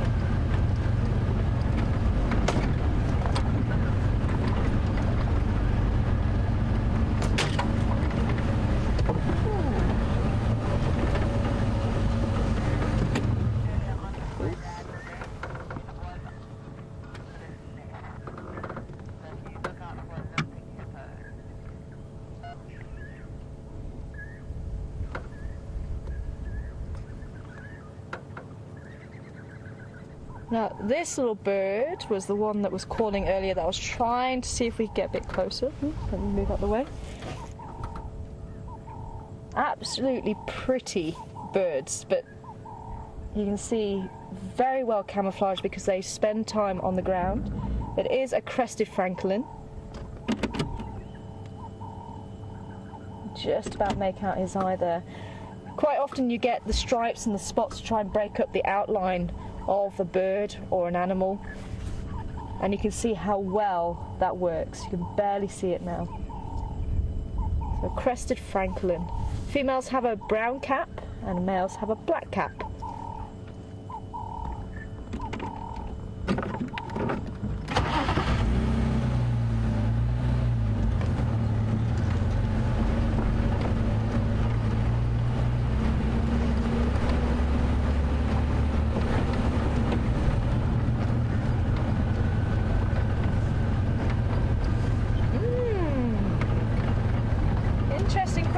There. Thanks, Ellen, in Arkansas.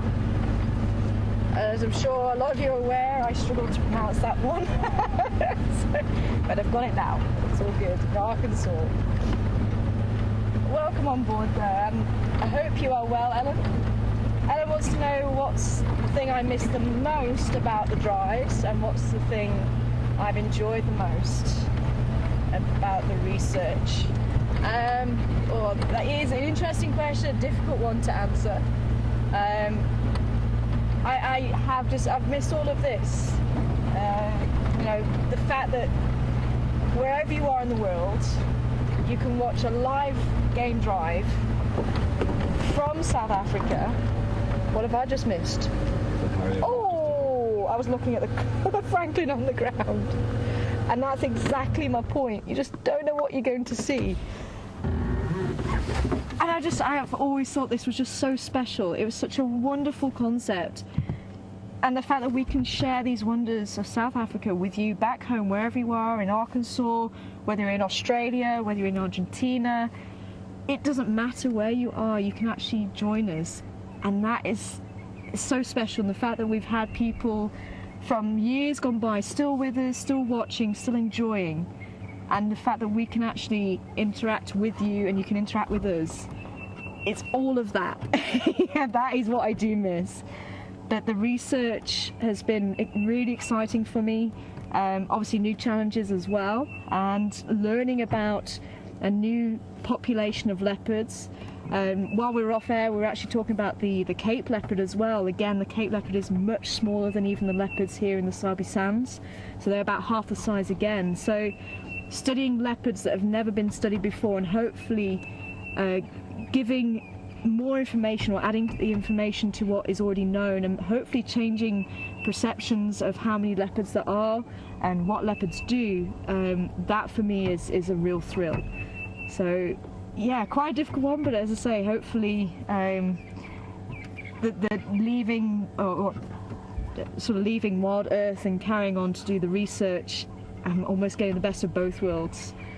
And to the fact I can actually come back and share this with you again, oh, I'm just so chuffed. See, huge grin. And I hope you're enjoying it as well.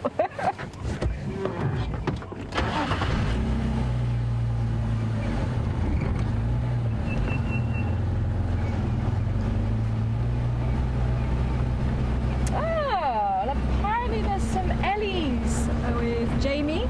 So you can go and hopefully see some wonderful Ellie interactions down at the dam, and we'll see you in a bit. Bye for now.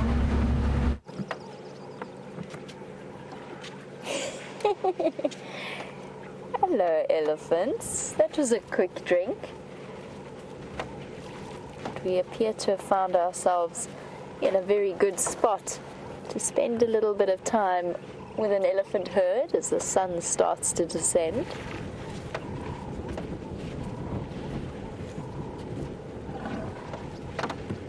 Lots of little babies, a couple of big females. She's definitely the largest in the middle of that group.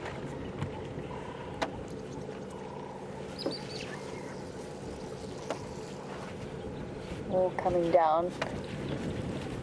Interesting that they stopped where they did. They were about to start drinking and then moved right in front of us to drink. Hello, beautiful.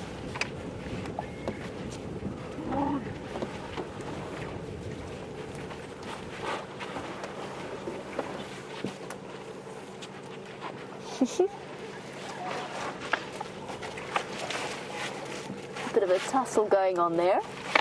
Two young boys.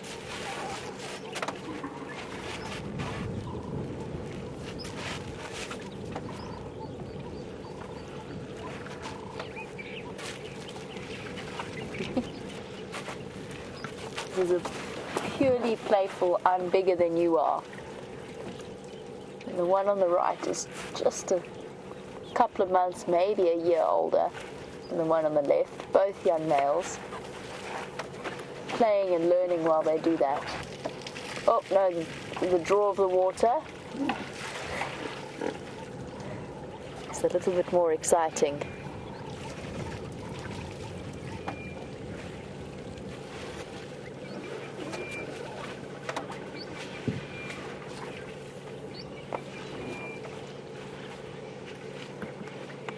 All the babies, little babies, right in the middle of that group.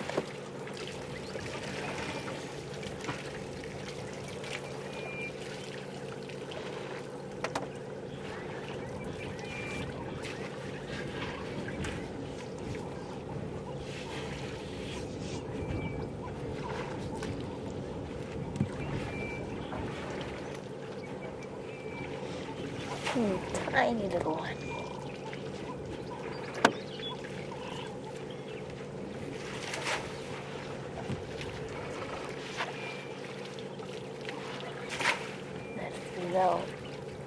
You'll see a lot of them do it as they go along, using their trunks to get to the best part of the water, move away all that waterweed and some of the build up on top of the water before they dip their trunks in and get a good drink.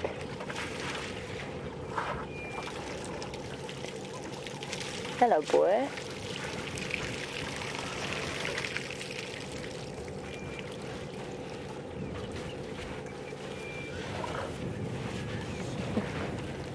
Young male just walked across in front of us. He's pretty much on the outskirts of this herd. He's at the point where he's probably leaving home very soon, or leaving his herd, same as that male that we saw earlier.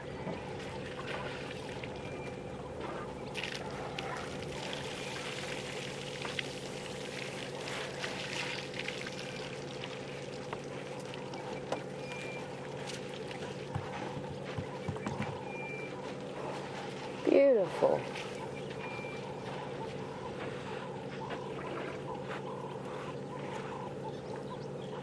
There we go, trying to get rid of that frustrating waterweed so that they can have a proper drink.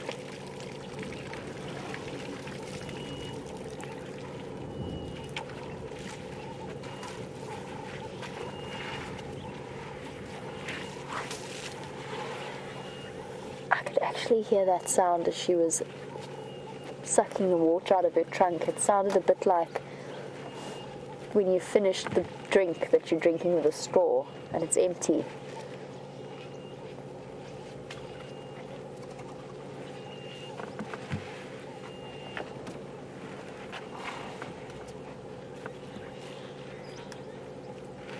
There's nothing more peaceful than a scene like this, with a happy, comfortable elephant herd coming to drink.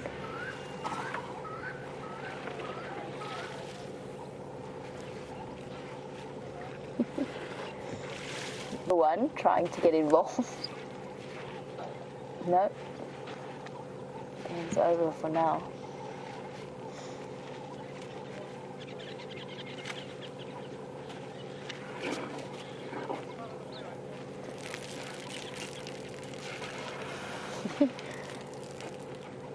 What's that little one doing?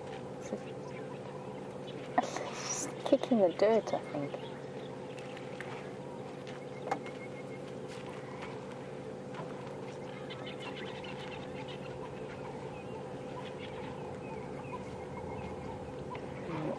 One of the last big females to walk behind and tell that young male that it's time for him to keep moving. It's not time for games.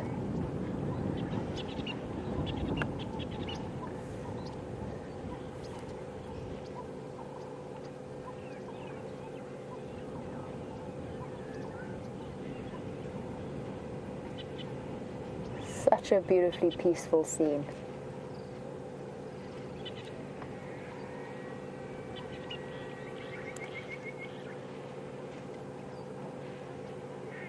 And then moving off to the edges. How special are moments like that? You get to spend time with these incredibly impressive animals, to come down, have a quiet drink. It's one of my favorite things, and some of my best memories of spending time in the bush have been around this time of day with elephants, coming down to rivers to feed or to drink, and dams to drink. There's just something so peaceful about it. It's that perfect time of evening, the wind is all dropped. And one young male, I'm not sure, I don't think he's not quite finished drinking, I think. He wasn't ready to move, so he's come back for more. Here you go, testing with the tip of the trunk, finding the best drinking spot. Here you go, shifting it around a little bit to get to the cleaner water underneath.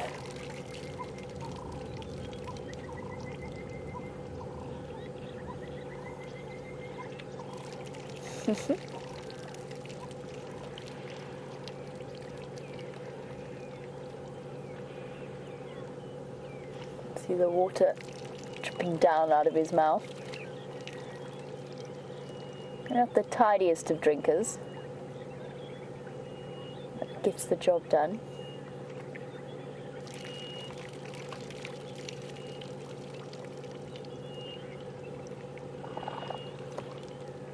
At his age, his trunk probably holds about 5 liters of water at a time.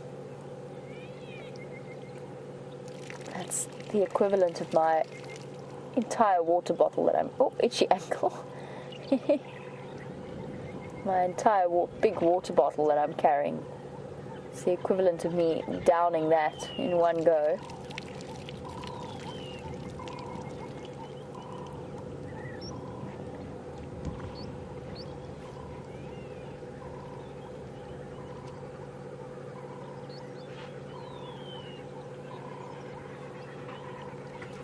Hey boy, the family's moving on. Better go catch up with him.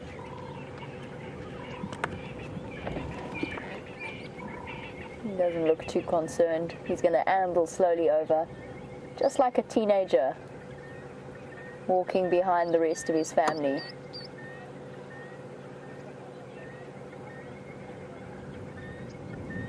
Now imagine if you're an elephant, this drop in temperature might be a nice change, actually, after the heat of the last few weeks.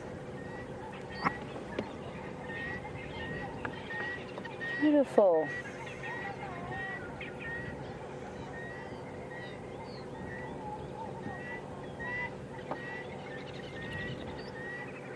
I'm going to try and stay with our elephant herd. I'm just letting them move slowly through, since this has been such a peaceful scene.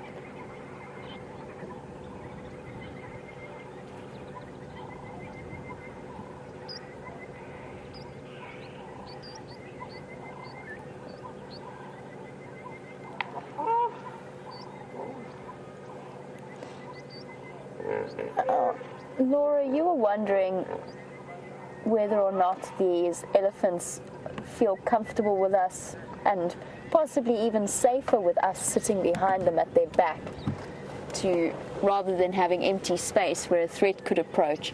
Now, Laura's watching all the way from Pennsylvania, and she thinks that in some way the elephants have bonded with us in terms of listening to our voice or maybe getting used to our vehicle. And I'm not too sure. I don't think they know us individually. I certainly think they know the sounds of vehicles, and I think they could get to know individuals of us if we spent a lot of time with them, but we never know exactly which elephant herd we're spending time with.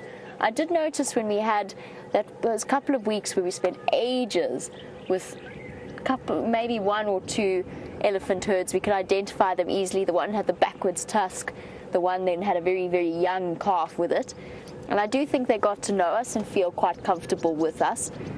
Whether or not they know us individually or prefer to have us behind them, I don't think they mind that much. I don't think they care either way. We're part of just their whole life. For most of these elephants has been raised with vehicles around them all the time. You know, the last 40 or so years. And if they are Kruger elephants, which they could well be, if they've come in from Kruger, they will definitely have spent their whole lives with cars coming to and from. It's just part of that's all they know, that they don't know any different. And they're very, very used to that whole process. There was a little bird, but the little bird has vanished. I wanted to show it to you. I'm looking for it, but it has disappeared. They've moved further back. It's a little pied wagtail, but I'll find it for you as we go and try and stay with those elephants. They've disappeared off already. Can you believe it? About, I don't know, maybe 60 tons of animal combined just disappeared in the space of 5 minutes. It's like they were never here, apart from the tracks and a couple of mud splashes. There's absolutely nothing. Oh, a couple of hippos there.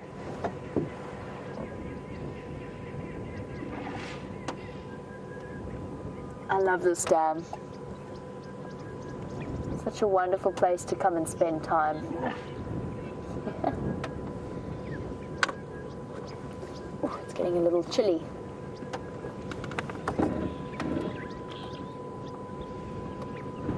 There was one hippo who was standing up in the water but has decided to settle back down again. And I know that there is a very tiny baby somewhere around here. I haven't seen it though, keeping my eyes peeled.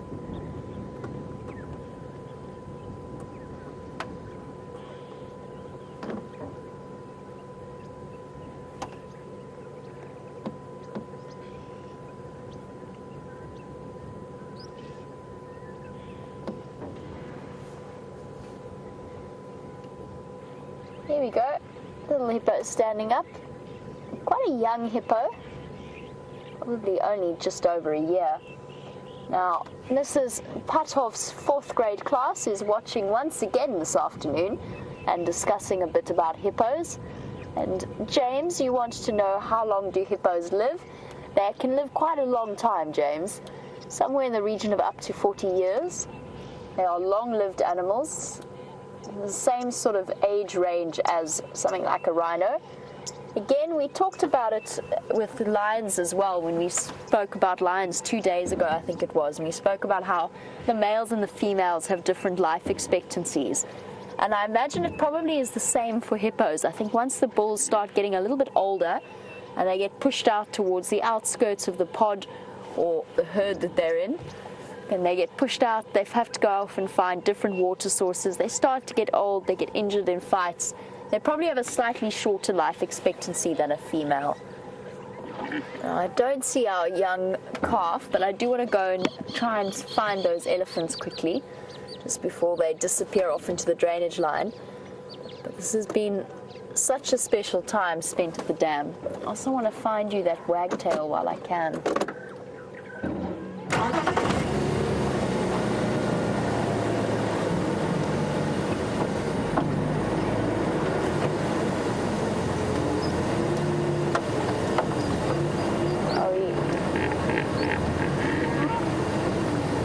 A little bit about the life expectancy of a hippo, but Noah, who's also in Mrs. Puthoff's class and talking about hippos, Noah wants to know if they have any natural enemies. And the answer is yes, they do, although it's quite unusual for anything to really get past them. Especially the biggest risk time is when they're young, when they are babies, because that is when they are at their most defenseless and they're entirely reliant on their mother. But even then, even something like a crocodile would struggle to get hold of a baby hippo because mom would be so defensive. Sometimes the males, especially when it's a drought season and the pressure starts to really increase, probably most hippo deaths are caused by other hippos. And the males start to get aggressive. They either take their aggression out on each other, or sometimes, quite inexplicably in cases, they actually kill the calves that are in the dam with them. But that's quite a high pressure, unusual situation when there's not much water around them. I'm trying to think if there's any other. Lions can kill hippos. It's unusual, but it does happen, especially if it's an injured hippo that's been in a fight and is slightly weakened. And a hyena can also plague hippos if they're injured and eventually kill them. So there are records of them being killed by the bigger predators. Something like a leopard would have absolutely no chance. They're very big and they can defend themselves incredibly well. Now, Noah, I'm sure that you've seen that yawn that hippos do, where they open their mouths wide and you can see the tusks coming out, protruding out of the bottom of their jaws, and the bottom ones stick out almost like spears, forwards facing, and the top ones slice downwards. And those make for absolutely formidable weapons when they're needed.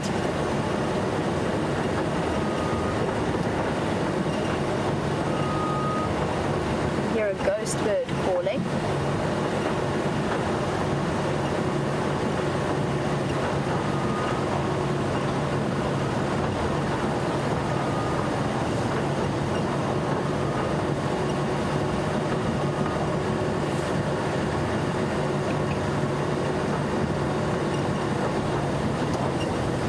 We can try and catch up with those elephants.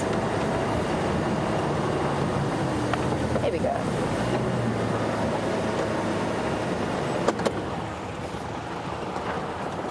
As we slowly make our way to these eddies, nice and gently so we don't disrupt them in any way. This female is very close to us, so I don't want to give her a fright. Hello, big girl. I'm just going to finish off some questions for Mrs. Puthoff's class, who's chatting about hippos. Serena, while we watch this elephant munch away on one of her favorite foods, you were wondering if hippos have a favorite food. And yes, they will do. Now, I'm sure that you know that hippos only eat grass, and they come out at night and they graze a lot. And they can move very, very far from where they start off in the night. But certain types of grass have more nutrition that's better for them than others, and probably taste better as well.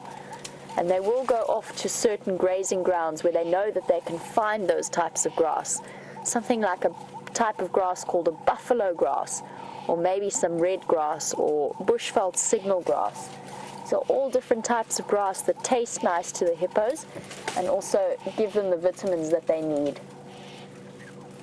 We're watching now as the elephant snacks on a bush. I can't actually honestly tell you which one it is. It's right in the middle of a spike thorn grove.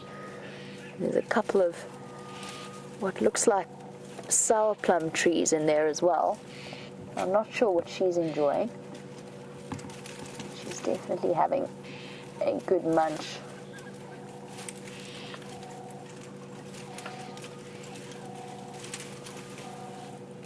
Sometimes I think it must be easier for elephants to maintain their weight compared to hippos. Hippos can only eat grass. Elephants can eat trees and grass. But of course then an elephant is that much heavier than a hippo.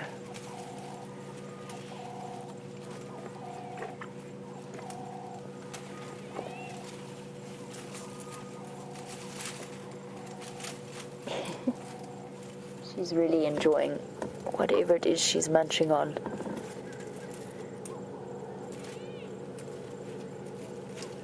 course, it's useful to remember. I'm sure some of you watching, especially Mrs. Pothoff's class, about the fact that things like elephants and hippos can get so big on just eating plants. And it makes sense because the thing that we see the most around here are plants. It had to be something. They had to be able to get nutrition from something that they can find almost all the time, wherever they go, so that they can eat constantly and maintain that body weight that they have.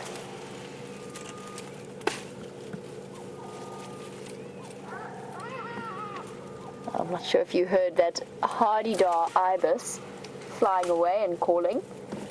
And somebody once told me years ago, when I was quite young, that they make that sound because they're scared of heights. So when they fly, they get really, really frightened and shout in fear. Obviously not really the case, but it's something that's stuck with me. You can see the whiskers on the bottom of her chin there, or the bottom of her lip, really.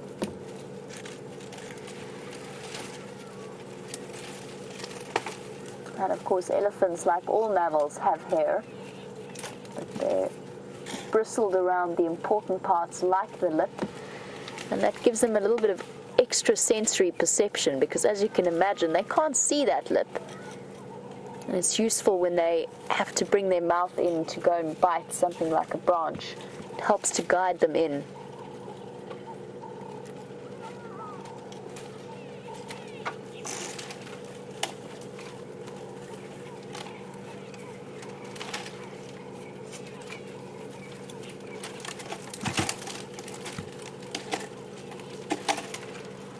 You're ripping away those twigs with little to no effort.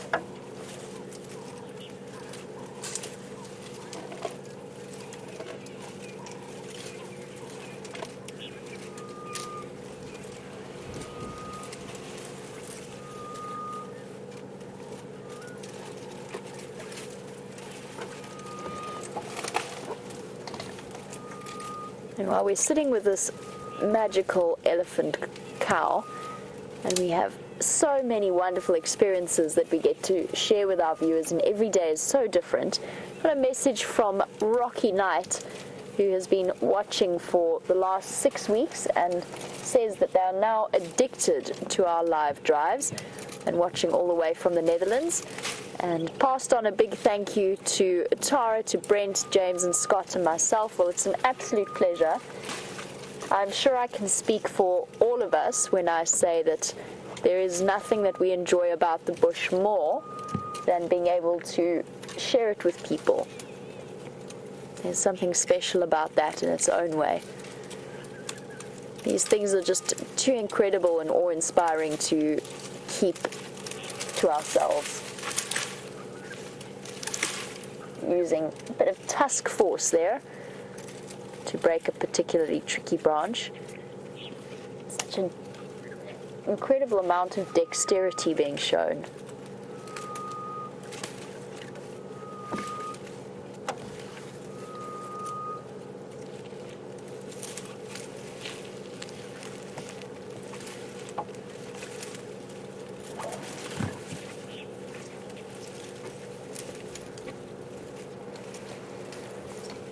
Now,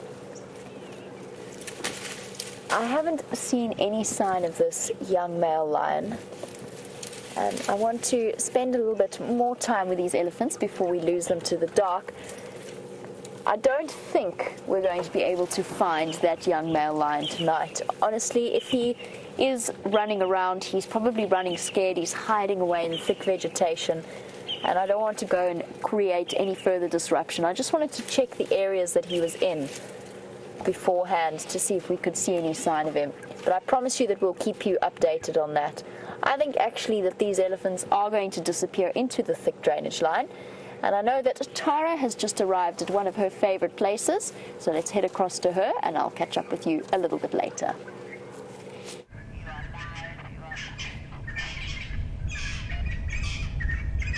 Welcome back everybody, and it sounds like you had a fantastic sighting with elephants.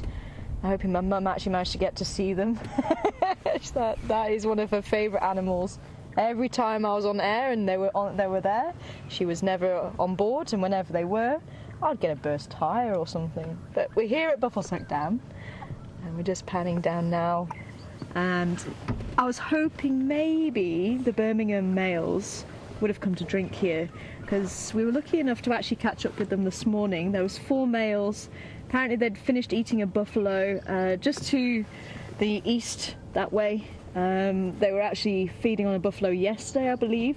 Bellies right out here. Unfortunately, they weren't moving too much in the morning, but after a cat's eaten, there's a lot of salt that they need to get rid of and help to rehydrate them again, so they need to go and drink.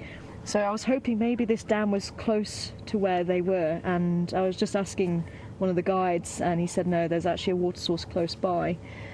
But who knows? They might change their mind. Apparently it has happened. I think we were just discussing actually that there was it the Salalas that...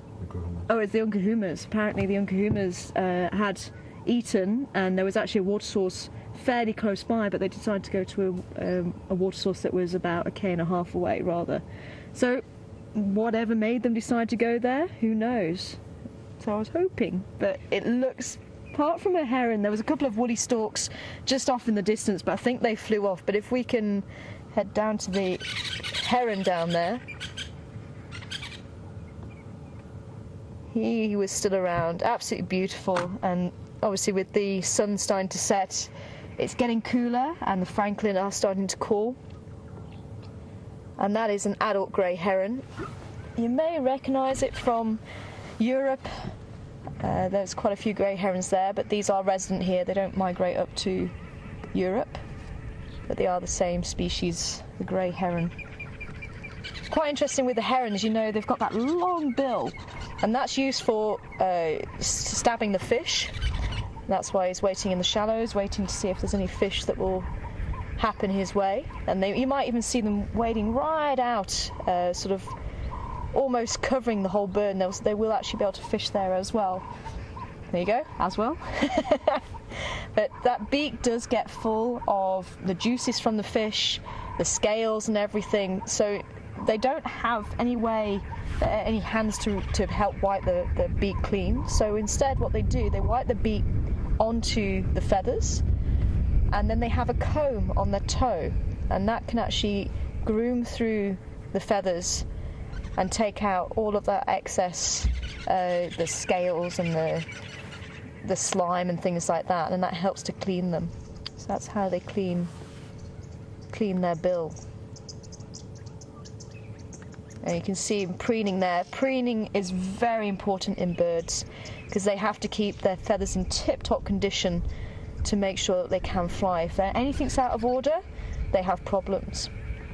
And most birds will actually have a gland right at the base by their tail, and that will produce an oil. It's called preen oil. It's the preen gland that produces that oil.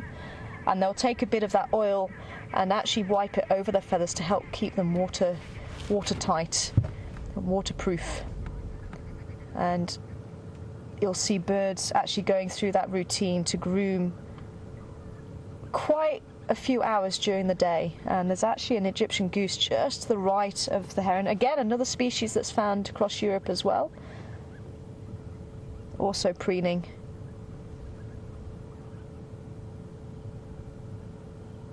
Apparently it gets the name the Egyptian goose because it was supposed to be the goose that was on the hieroglyphs for the Egyptians. Apparently it meant sun. How true that is? I'm not entirely sure, but it's a good story.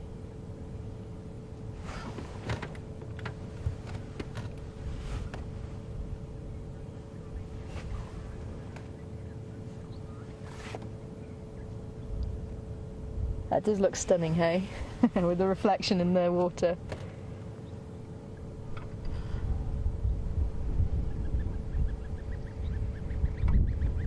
Usually quite good at picking up if there's any animals or any threats around, and they do honk and whistle. They're very quiet, which is unusual for an Egyptian goose. They've always got something to talk about.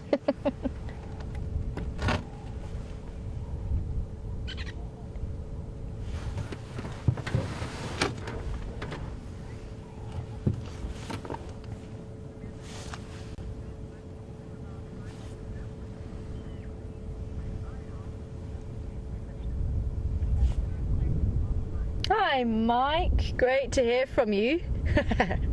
And definitely another part of the job I miss is seeing stumps. But I will try and keep a lookout for a kingfisher for you. This would be a good area to look for kingfishers, especially the pied. There used to be a pair that would be here. And actually, if we can go just up to the right of the Egyptian goose, you might see one of the old holes that the pied kingfishers used to use. There we go.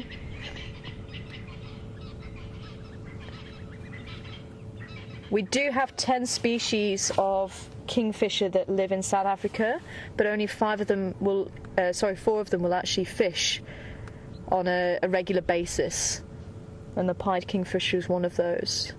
But another common one we may get a chance to see is a brown-hooded kingfisher, and that will tend to be more in the bush. Nice. Wow, I'm impressed with you keeping up with these animals at speed. It's amazing. Very, very cool. So we'll see, we'll keep a lookout for a brown-hooded kingfisher. I'm just going to poke our nose in just over the bank here, where the water has decreased somewhat, but you never know, there might be a leopard lying up there. And then we'll carry on back to the Impala plains. With it getting cooler, Karula might be on the move again.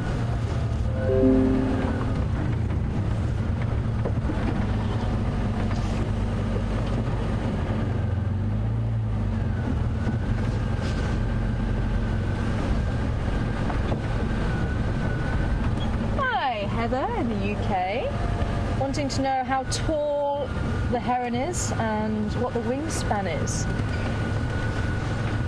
How tall? Oh, just trying to think of what we can liken it to. I think on an average human, it would probably come up to, would I class as an average human? I'm quite small actually. Maybe come up to your chest. So it's very tall bird, long neck as well. The wingspan is incredibly. Oh, there's one flying, just above it. There we go. They actually do look like pterodactyls. Beautiful. There you go. You can see the wingspan is actually, it looks longer than the head and the body put together.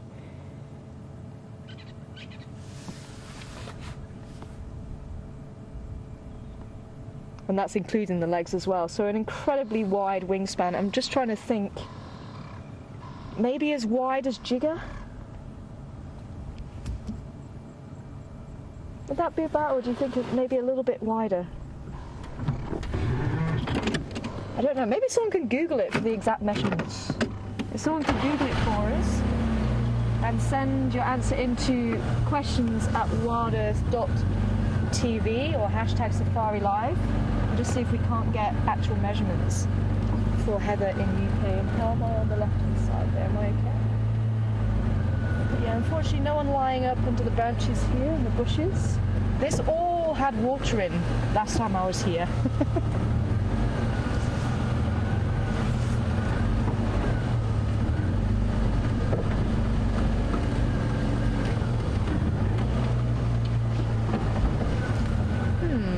Okay, well we'll go through to the other side. You never know, just a different perspective. You might see something.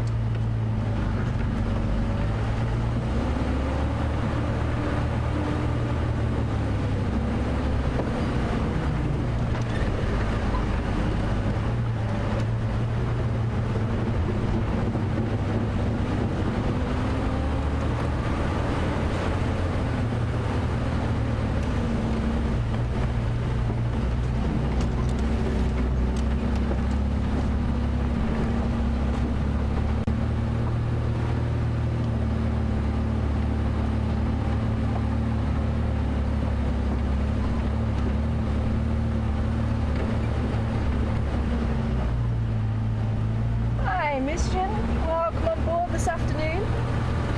Just having a quick scan along as we leave Buffles Hook Dam, just to see if we haven't missed anybody lying in the bushes waiting for it to become a bit cooler. But welcome on board, and Mischief wants to know what the scariest thing that's happened on drive has been, and what the funniest thing that's happened on drive has been. The scariest, I've been thinking about all these things. I thought some of you might ask these questions. And it's funny, different people that I speak to remind me of different scenarios. So I think definitely been privileged to have had so many sightings to have that problem with that I can't choose one single one. But one of the scenarios, we actually drove past it today, and it was actually seeing the tree again. I think one of the scariest things, and it was one of my very first drives when we used to do the night drives, and we'd seen Karula eating on an Impala. Everyone had left the sighting. We ended up going out and sort of being the last ones there because we had the night camera at that stage. It was pitch black. We couldn't see anything in front of us, but we were using the infrared to see what Karula was doing. And she decided she was going to take the Impala up into the tree. It was a tree on top of a termite mound, and the trunk was about, I'd say 3.5, 4 meters straight up. So she decides, there's a little bush next to the trunk, and she decides no, she's going to pull it up the tree. And this is why leopards are just amazing cats. They are able to pull their body weight plus vertical up a tree. So I had no fear she'd be able to do this, and she'd been feeding on it. So she takes a step out, she goes up onto the small bush, and she takes a step out. She's about a meter, maybe 1.5 meters above the termite mound. And sorry, I just turned that off.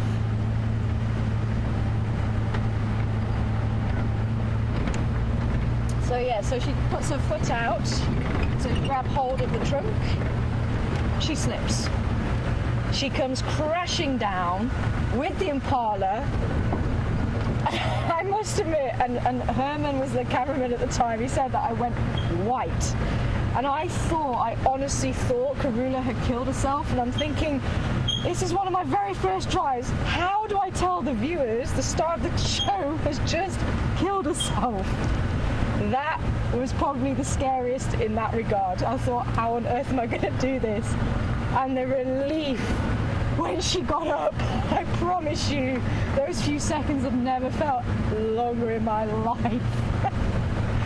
So that was possibly one of the funniest as well, because I was laughing at the fact that I'd reacted like that. But yeah, funniest, there have been moments where we have laughed out loud from what some of the animals have done. I'm just struggling to remember some of them. But I'm sure some of you remember the close encounter of the any kind that we had, which was incredible. And it was a bull. We'd been watching him for about 40 minutes, didn't show any sign of aggression, didn't show he was unhappy, and he started walking towards us, and I thought, you know what, he's going to carry on by. And he stopped there, like literally, I can show you. I'm sure some of you have watched that, but he literally stopped that far away here. I thought, oh, he's not going to walk on by at all, is he? He stopped here, and even at that point I actually felt he was just inquisitive of what was going on. He then put his tusk on the bull bar and just bounced it, and something just said to me, don't shout, don't bang on the side, don't move, just talk to him. So I was saying, hey, no. And he was like, okay, cool, I'm not going to intimidate you, I see what the whole thing is now. And he backed off, walked right next to me again, and I watched the video clip and I saw his tusk was about that close to my head. And I didn't feel threatened by him at all. He was literally inquisitive. He literally lifted up his trunk, blew a bit of hot air, walked off around the back of us. I think Andrew was on the camera at the time and he moved slightly, and that's when we got the head shake, and then he carried on. I think that was possibly one of the most incredible sightings. A little bit scary, I thought maybe I've read it wrong, but that whole encounter, I never felt any aggression. We'd been following him and I saw the same individual about 3 times after that, and still carried on walking past us. We were able to drive around him. There was no aggression there at all. But yeah, absolutely incredible, and that's just one of the few things that I've actually been able to experience with you all, which there's just too many memories, and I'm just so glad we've been able to share those. Some of you, I'm sure, remember Karula with Yambili Dung and the 2 cubs, Shavinzi and Shivambalana. And Karula actually left Yambili Dung to babysit. We were left with the father of the cubs, while Karula went off chasing after a daker, and the cubs just went, Mum, who are we following? And Yambili Dung walked off and the cubs followed. Absolutely amazing. So we are on Buffalo's Hook cut line. I believe maybe the signal might go, oh, roller just flew off there. I thought it might have been the brown-hooded kingfisher. So I'm just going to keep quiet as we go through the dip, and hopefully out through the other side, and we'll take Mvubu Road down towards the dam and see if we can head towards Impala Plains and just do another loop. You never know, Karula might just pop her head out of that block where we believe her tracks actually went in this morning.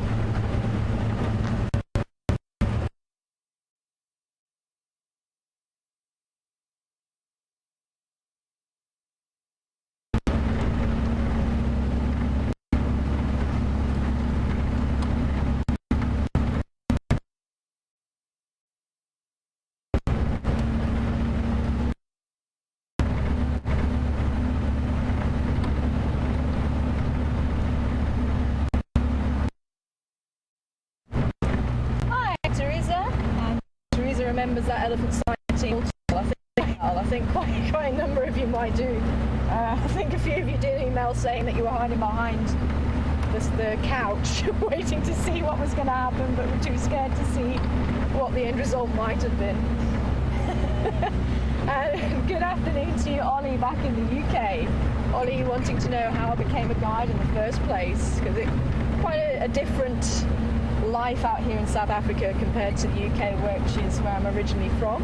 Been out here for 10 years, and I did actually come out here to be a guide. I saw the Bush Academy were doing field guide courses, and I thought, perfect, I want to go and live in Africa. This was a way to get into that industry and get into the country to experience the wild, and that was something I've always thought, I don't want to just visit it, I want to live it. And that was, for me, it was a year, and I thought I was going home. My parents knew otherwise, and they told me a few years afterwards, they said, no, we knew you were never going to go and come back. Once you got on that plane, we knew you were going to stay there. And I thought, well, you could have told me, because I was just under the impression I was going to be there for the year course, and then I would be done. But I fell in love with guiding, with South Africa.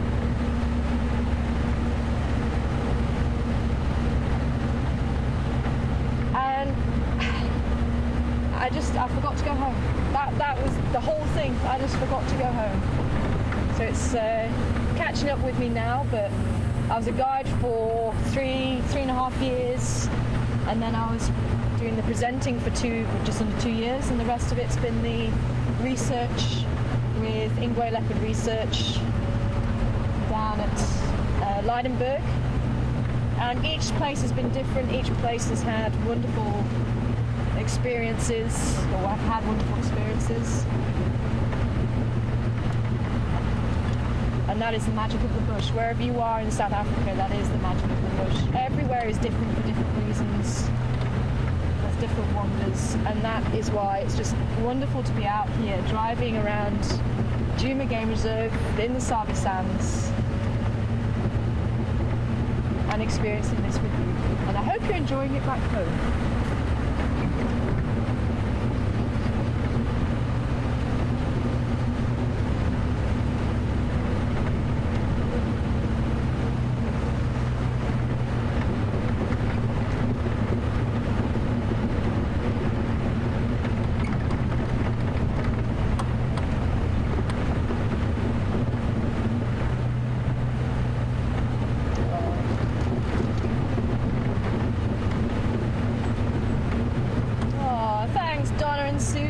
Enjoying the stories, and I believe Jamie's actually found some more elephants, so we're going to cut to Jamie and hopefully you'll enjoy the elephants again.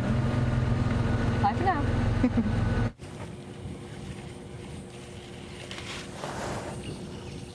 It seems to me that today you can't even escape the elephants. They just are all around us. We're sitting at the moment on Erythristic airstrip. As you can see, the wind is still blowing us away a little bit, but this is such a peaceful sunset scene we've got to experience. This cow in front of me is probably one of the biggest ones I've seen out here. She's really quite a serious cow. She'll be easily over 40 years old. It seems like everywhere I look, off to the left, off to the right, there's ellies emerging from everywhere. It's such a special way to spend an evening.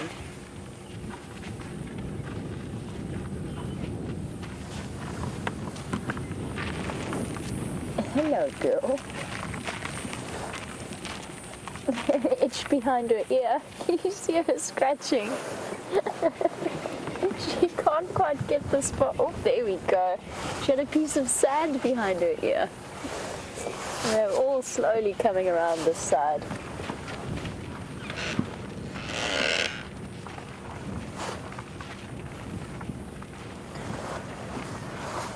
Of the babies all being escorted by the adult.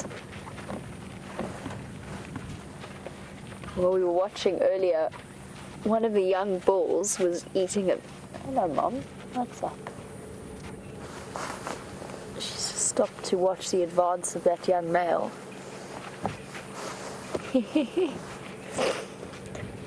Gentle. Oh!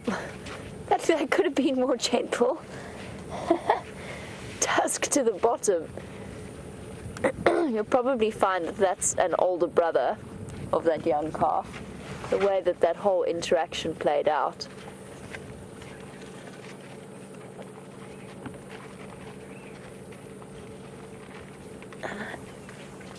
Baby's wanting a little bit of a drink. Here we go. Almost. Yep. Mum stopped to let it suckle. I think if I reposition now, it'll give her a fright. But we've got them so nice and out and in the open, we don't need to. That was a quick drink. Just a quick snack. Oh, no, Mum, I'm not quite done, Mom. Mom. There we go.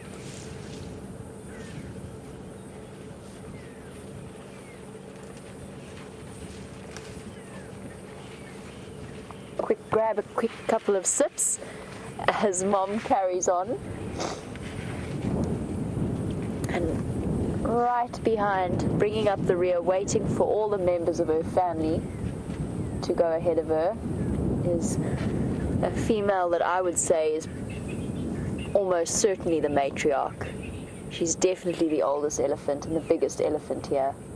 Waiting for one last straggling male, staying between us and the rest, being that pinnacle of wisdom and protectiveness for her family. And every single elephant in this herd will be related to her in some way. They'll either be her daughters or her grandchildren. maybe even a younger sibling, a younger sister. It's quite a special thing when you think about it.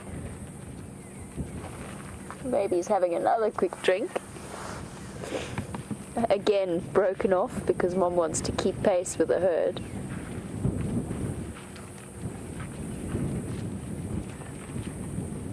You can hear the crunch of their feet in the sand. There's no other sound like that.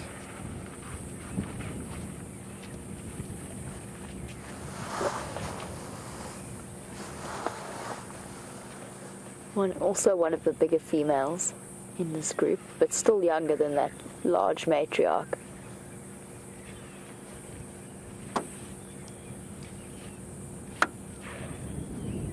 Straggling behind.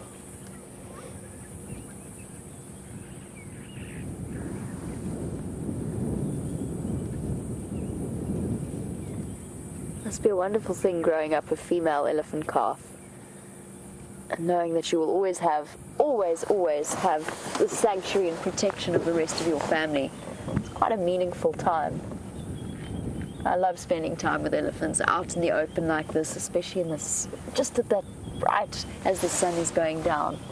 I'm going to shift a little bit further forward so we can watch them disappear off into the bush, and then I will leave them be. A beautiful evening sky.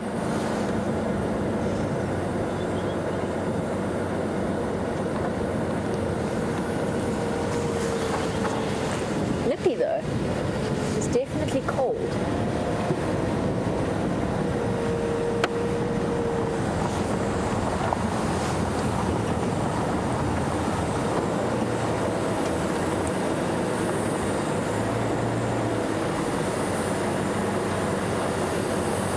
Oh, I was actually saying earlier that when we first got here there was a young male who'd just taken a mouthful of grass and was busy chewing it. And another young male about the same age walked up and just tried to stick his trunk in the first male's mouth and take the food out of his mouth. He just decided, like kids do, that because the other elephant had it, he wanted it.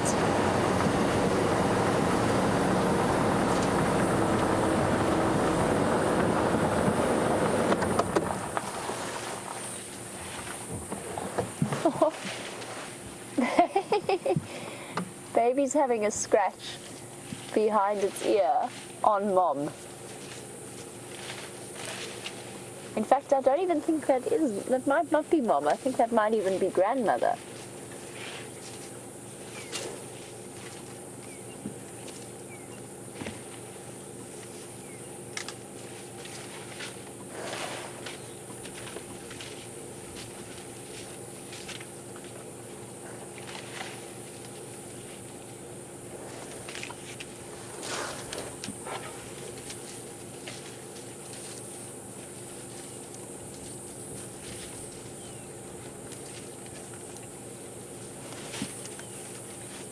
Like the sounds of elephants feeding in a very contented manner. And they really have got to the point in the season where they are pretty much 50-50, maybe a little bit more tree, but they're enjoying the fresh green grass shoots as well.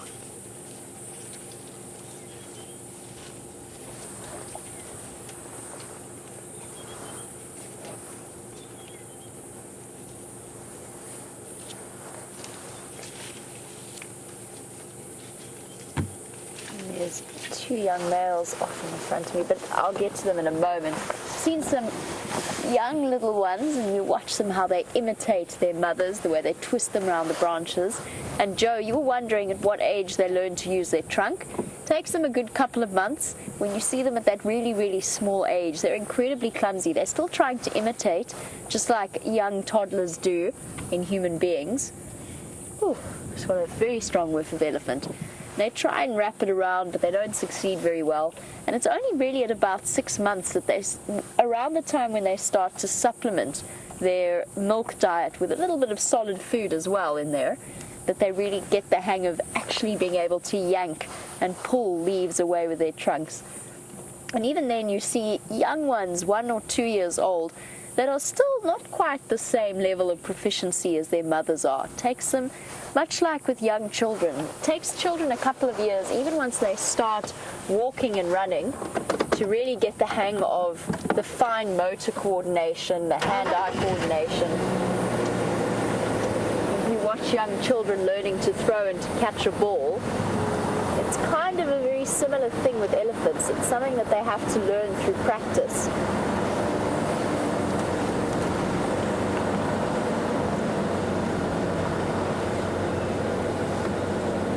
I think we're going to lose them very soon. I'm trying to get that little baby at the back there, using its trunk. Not too badly coordinated. Hey, mister, I'm trying to talk about the baby. Oh. Ferried along the back of the group.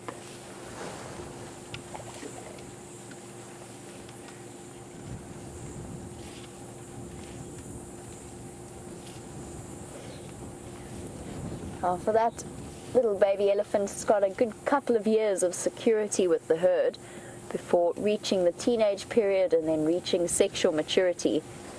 And Dee, who's watching all the way in Indiana, you were wondering what age elephants start to mate.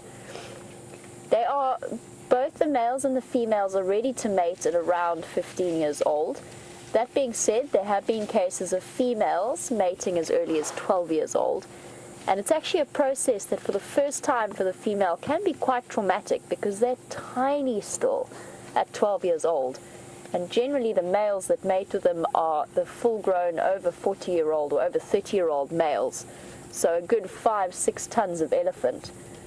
It can be quite an experience for them, and that's part of the reason why elephant mating is so incredibly short, because their hips just cannot bear the weight of a 5-ton elephant mounting them.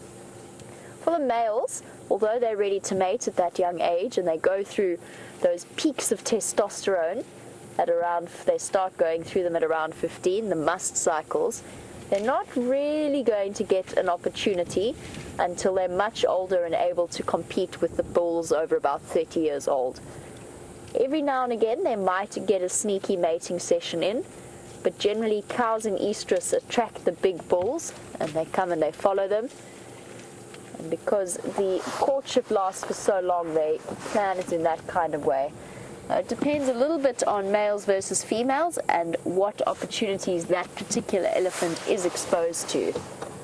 I think we might be losing our elephants to the low light. And I'm going to leave them now, I think. It's getting a bit dark, we won't be able to see them too clearly, and I'm going to start heading back towards the direction of Djuma. And while I do that, let's head across to Tara. Welcome back, everybody. It's good to have you back. I hope you enjoyed the Ellies. And I'm hoping now it's getting, well, we've just gone through dusk. We are getting quite dark here now.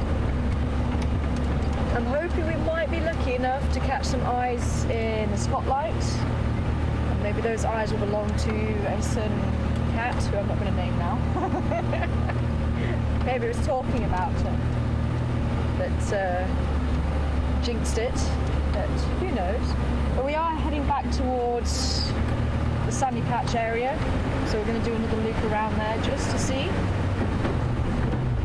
So we're on Galago or Gallego. We're actually having this little debate there, Galago or Gallego, otherwise known as a bush baby.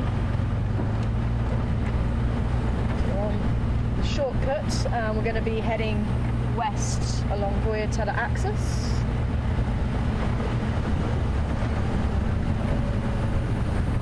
Oh, but what I can do, just something thought while I'm here, people can still get past me. I'll pick something up along the way for you, for probably your last whodunit for the day from me. And I promise you, is that enough light there? There we go. I promise you it's not the same as before, but that's all I'm going to say. So if you would like to play along with whodunit, hashtag Safari Live, questions@wildearth.tv. Who dung it? I did pick this up quite a while ago, I'm not going to tell you where. But this is my second favourite animal. And we've had some wonderful sightings with these animals. So while you ponder that one, we're going to carry on.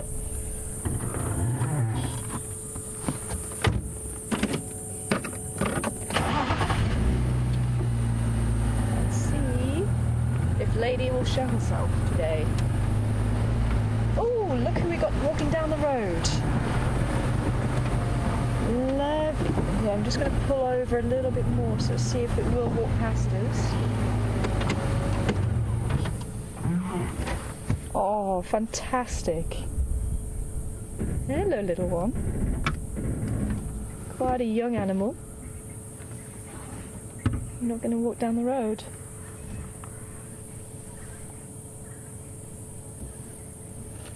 It's possibly because it's a young animal, it's still not sure of itself. So not as bold as what spotted hyenas usually are.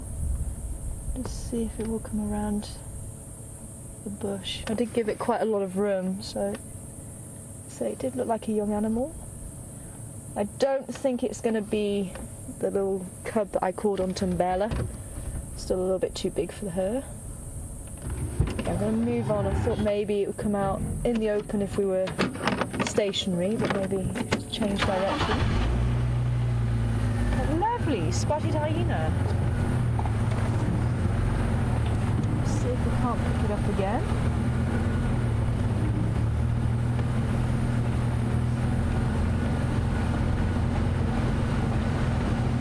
The fur was still quite long. As they get older, the fur does reduce in length. Still quite pale. Yeah, I think it's gone right off into the bush. Oh, that'd have been lovely to have a walk by us.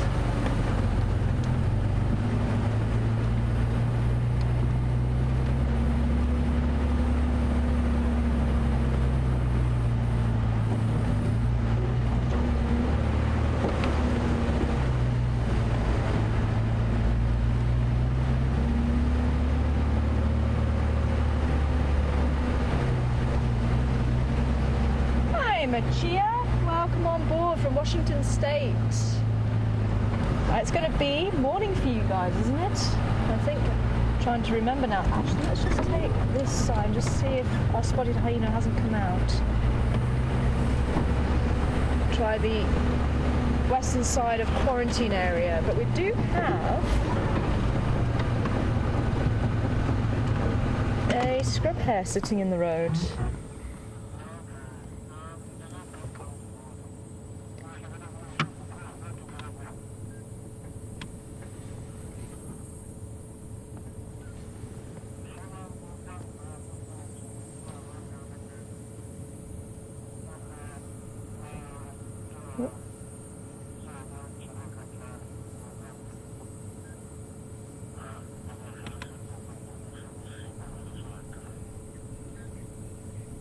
So that is a scrub hare.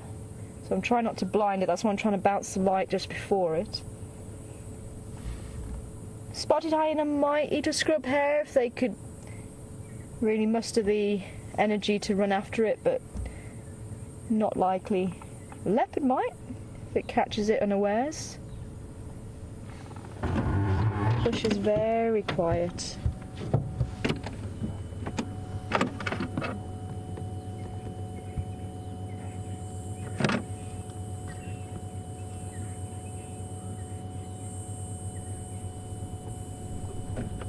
Somebody calling, but it's very distant. It's just on the wind. Maybe it's worth us sticking around here. Let's just do a lap around quarantine. You never know. Quarantine open area is one of those funny areas.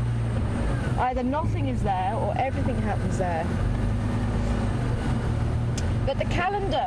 Everybody is asking about the calendar we used to do. So some of the... Oh, you're going to sit there, are you? Okay.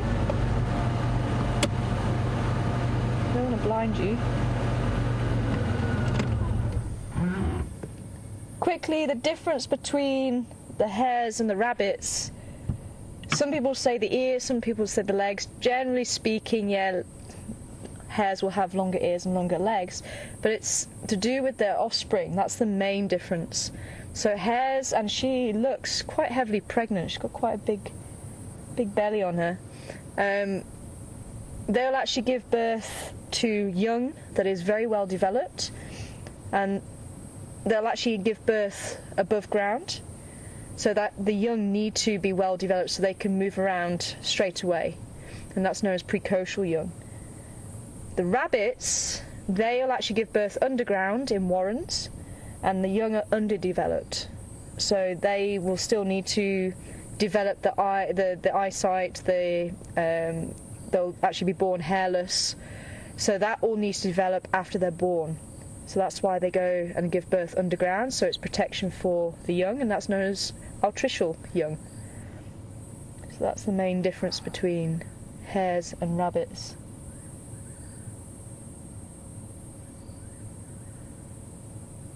But she does look heavily pregnant, wow.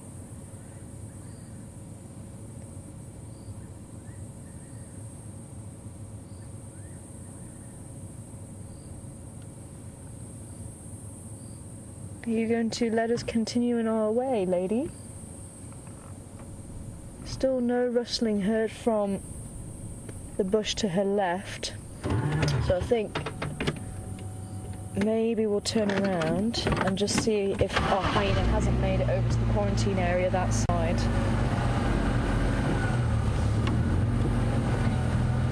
But yeah, the calendars that we were making were from the camera trap pictures from the research cameras. So we're putting all the best shots for that year on the calendar, and the proceeds were going to helping run the research. And thank you again to anybody who bought those calendars, because that really did help a lot.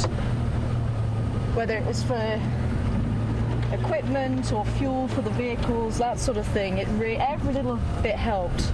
So if you did buy a calendar, thank you so much, and I hope you enjoy the pictures for years to come. I hope you don't throw the calendars away. We did also produce a calendar from the pictures that I took while we were on game drive, and we sold the calendars to help raise money for a primary school in Dixie, which is the village just out by the gate. It's not too far from where we are at the moment.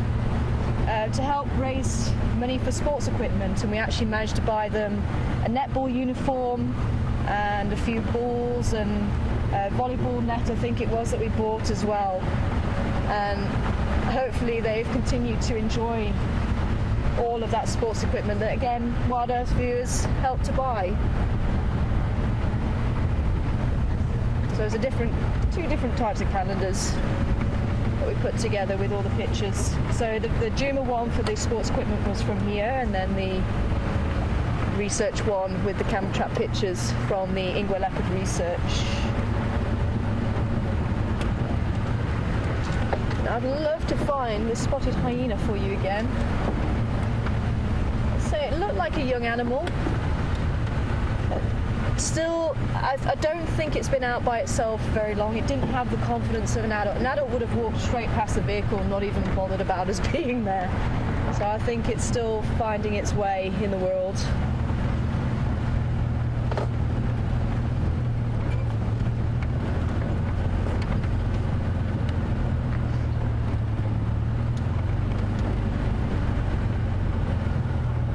Come on, little one, where did you go? See any tracks of it crossing over.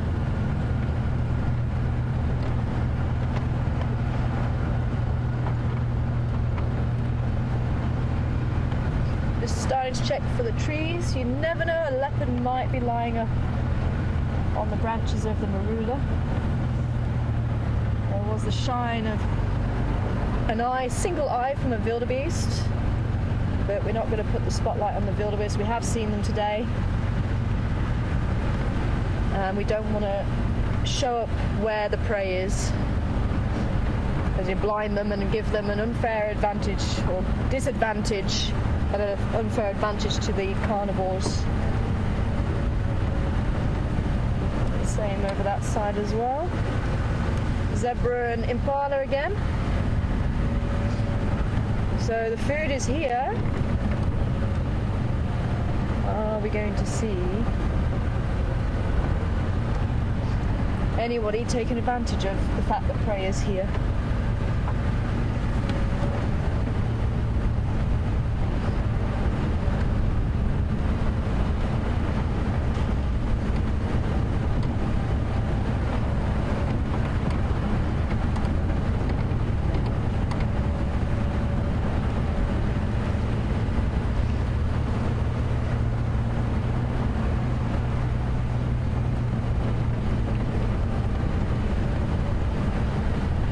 Another exciting memory that I have, I think it was both me and Mark out on drive,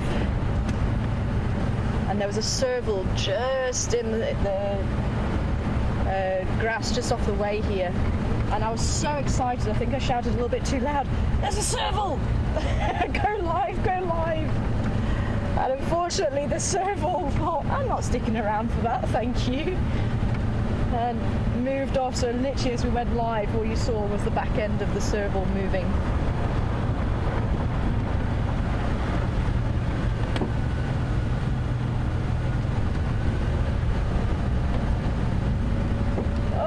Oh, some more scrub hares here.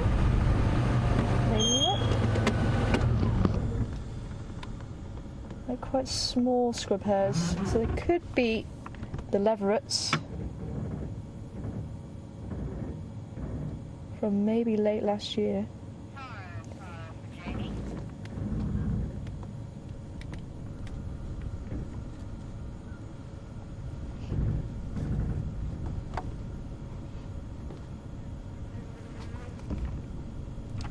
Go ahead, Jamie.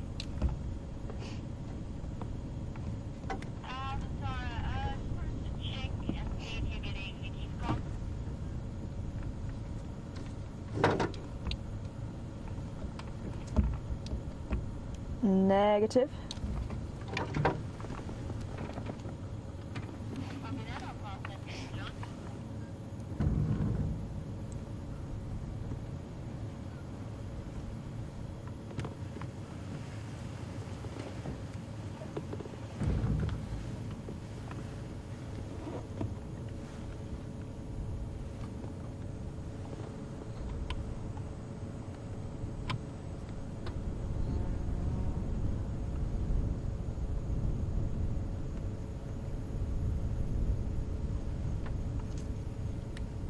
Final control, do you copy?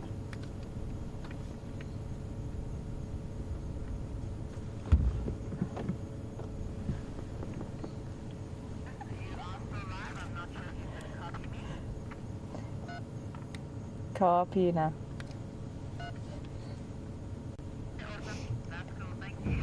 Sorry everybody, blonde moment of the evening. Switched the wrong radio off. Told you it was going to happen. Blondie's on board.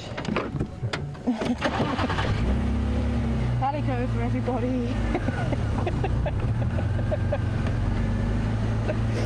Awesome. Oh yes, we had the who done it, didn't we?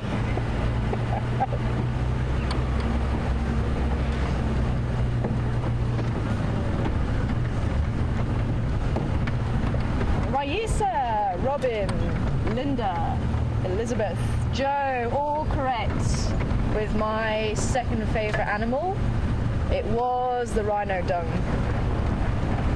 Well done everybody, you got it right. Well done. It was dark in colour and it had grass in there rather than branches or twigs. Obviously black rhino, they are different. For those of you who don't know the difference, the black rhino are browsers. They eat leaves and twigs, and you find that in their dung. And the white rhino are grazers. They eat grass. Say my second favourite animal, and they're a lot more intelligent than what people give them credit for.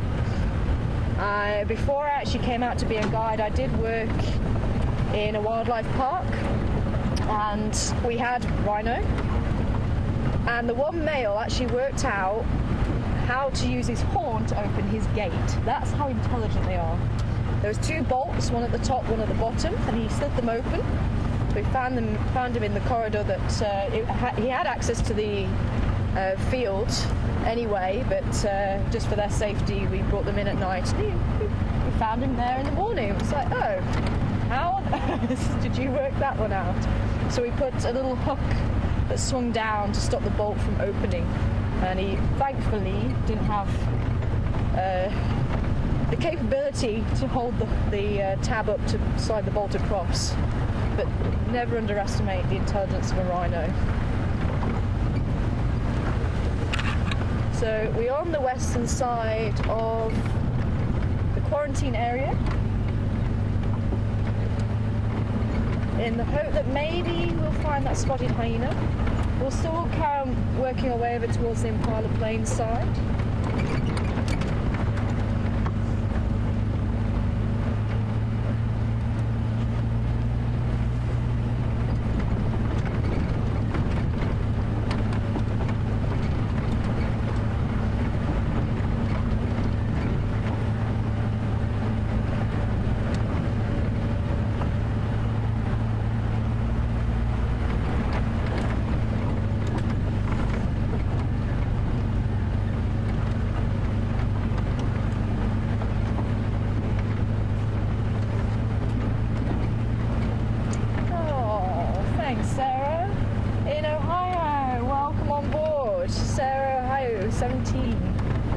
So glad that you're also enjoying the animals, and you actually joined me on the 2 weeks earlier this year that I was able to come and drive for WildEarth. Oh, that's fantastic. I'm so glad you're enjoying all the times that we've shared together. That is awesome.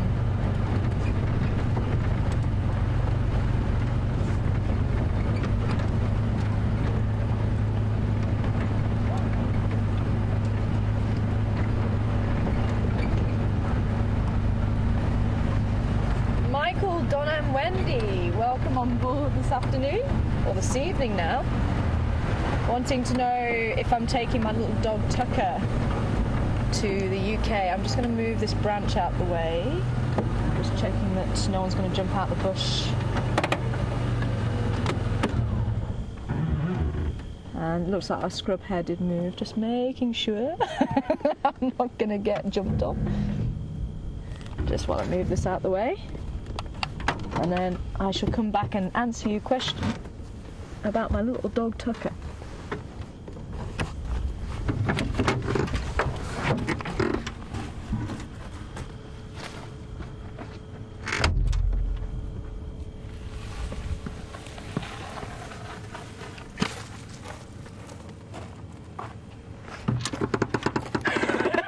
Myself with all the lights on Jigger now. I was just saying, it's absolutely fantastic, the lights that have been put on Jigger. I'm sure she's enjoying them as well. Especially for Rosie. I just got to plug myself back in, hold on. There we go. So yeah, Tucker, my little Jack Russell, also very intelligent, too intelligent for his own good. I am looking at trying to take him back with me, but until I know exactly what country I'm going to be living in and what I'm going to be doing, that will then dictate where he's going to be. But he's going to be staying with friends who he absolutely adores, and they adore him, so I know he's going to be in good hands. And then, yeah, we'll see. I'm hoping. Depends on what I'm doing at the end of the day, so we shall see. But I will definitely keep everybody posted. He is definitely a character of note. Unfortunately, he was a throwaway, he was abandoned, and he follows me around literally like my shadow. He goes everywhere with me. He is camp mascot, goes on all the research walks. I think actually if I spent the time with him, he probably could end up changing all the cameras for me as well. But no, awesome little dog. I couldn't have asked for a better companion. The reason why he's called Tucker, because I thought if he's not careful, he'll become bush food.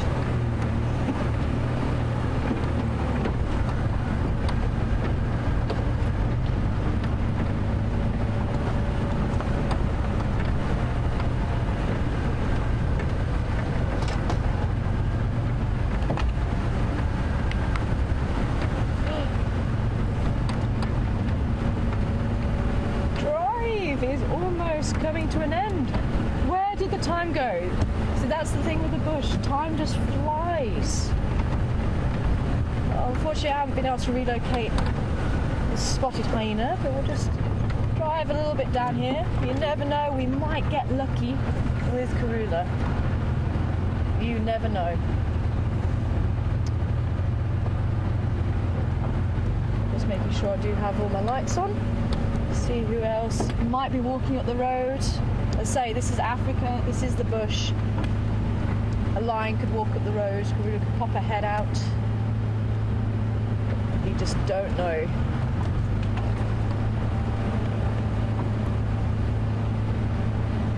Maybe a bush baby bouncing in the trees.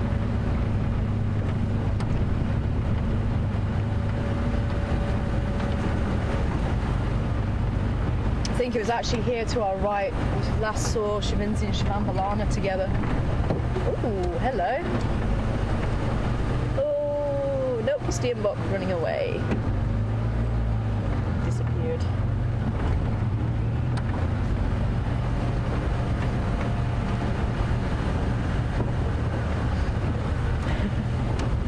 Hi, Susie.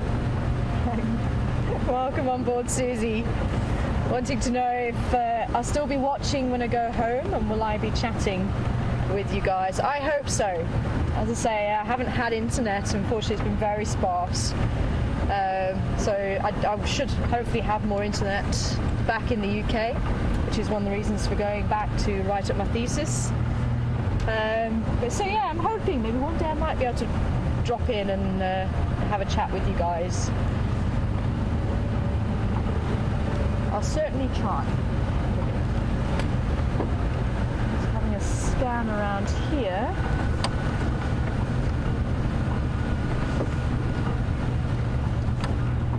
Remember, this open area here we had cheetah, and Mishu had never seen cheetah before. And Mishu was actually the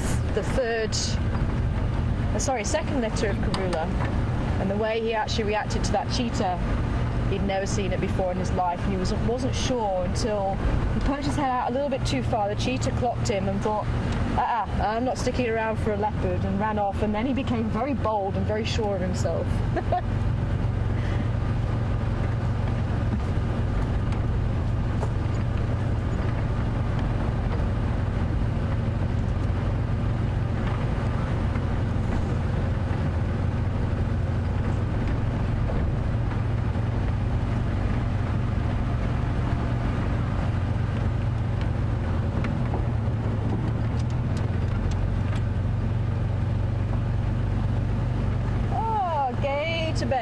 Great to hear from you, and also talking about the amazing behaviour we actually witnessed when Induna was playing cat and mouse with a baby monkey. That also absolutely incredible to see behaviour from a leopard, and the fact he was being so gentle with that baby monkey really, it blew us away. It really did blow us away.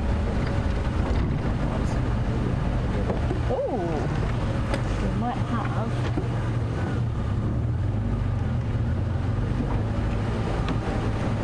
something of interest. I can find where the road is. There we go. About there? Ah!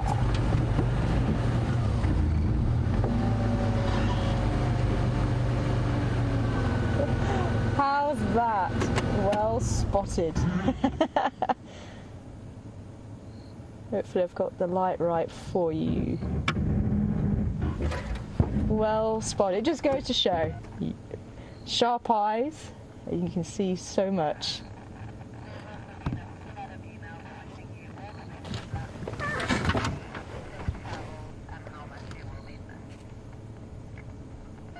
Oh, thank you so much, everybody, and I would love to spend the whole night here with you guys, but unfortunately we are going to have to say goodbye. And it's just been fantastic to drive around, reminisce with you all, see a few wonderful things this afternoon.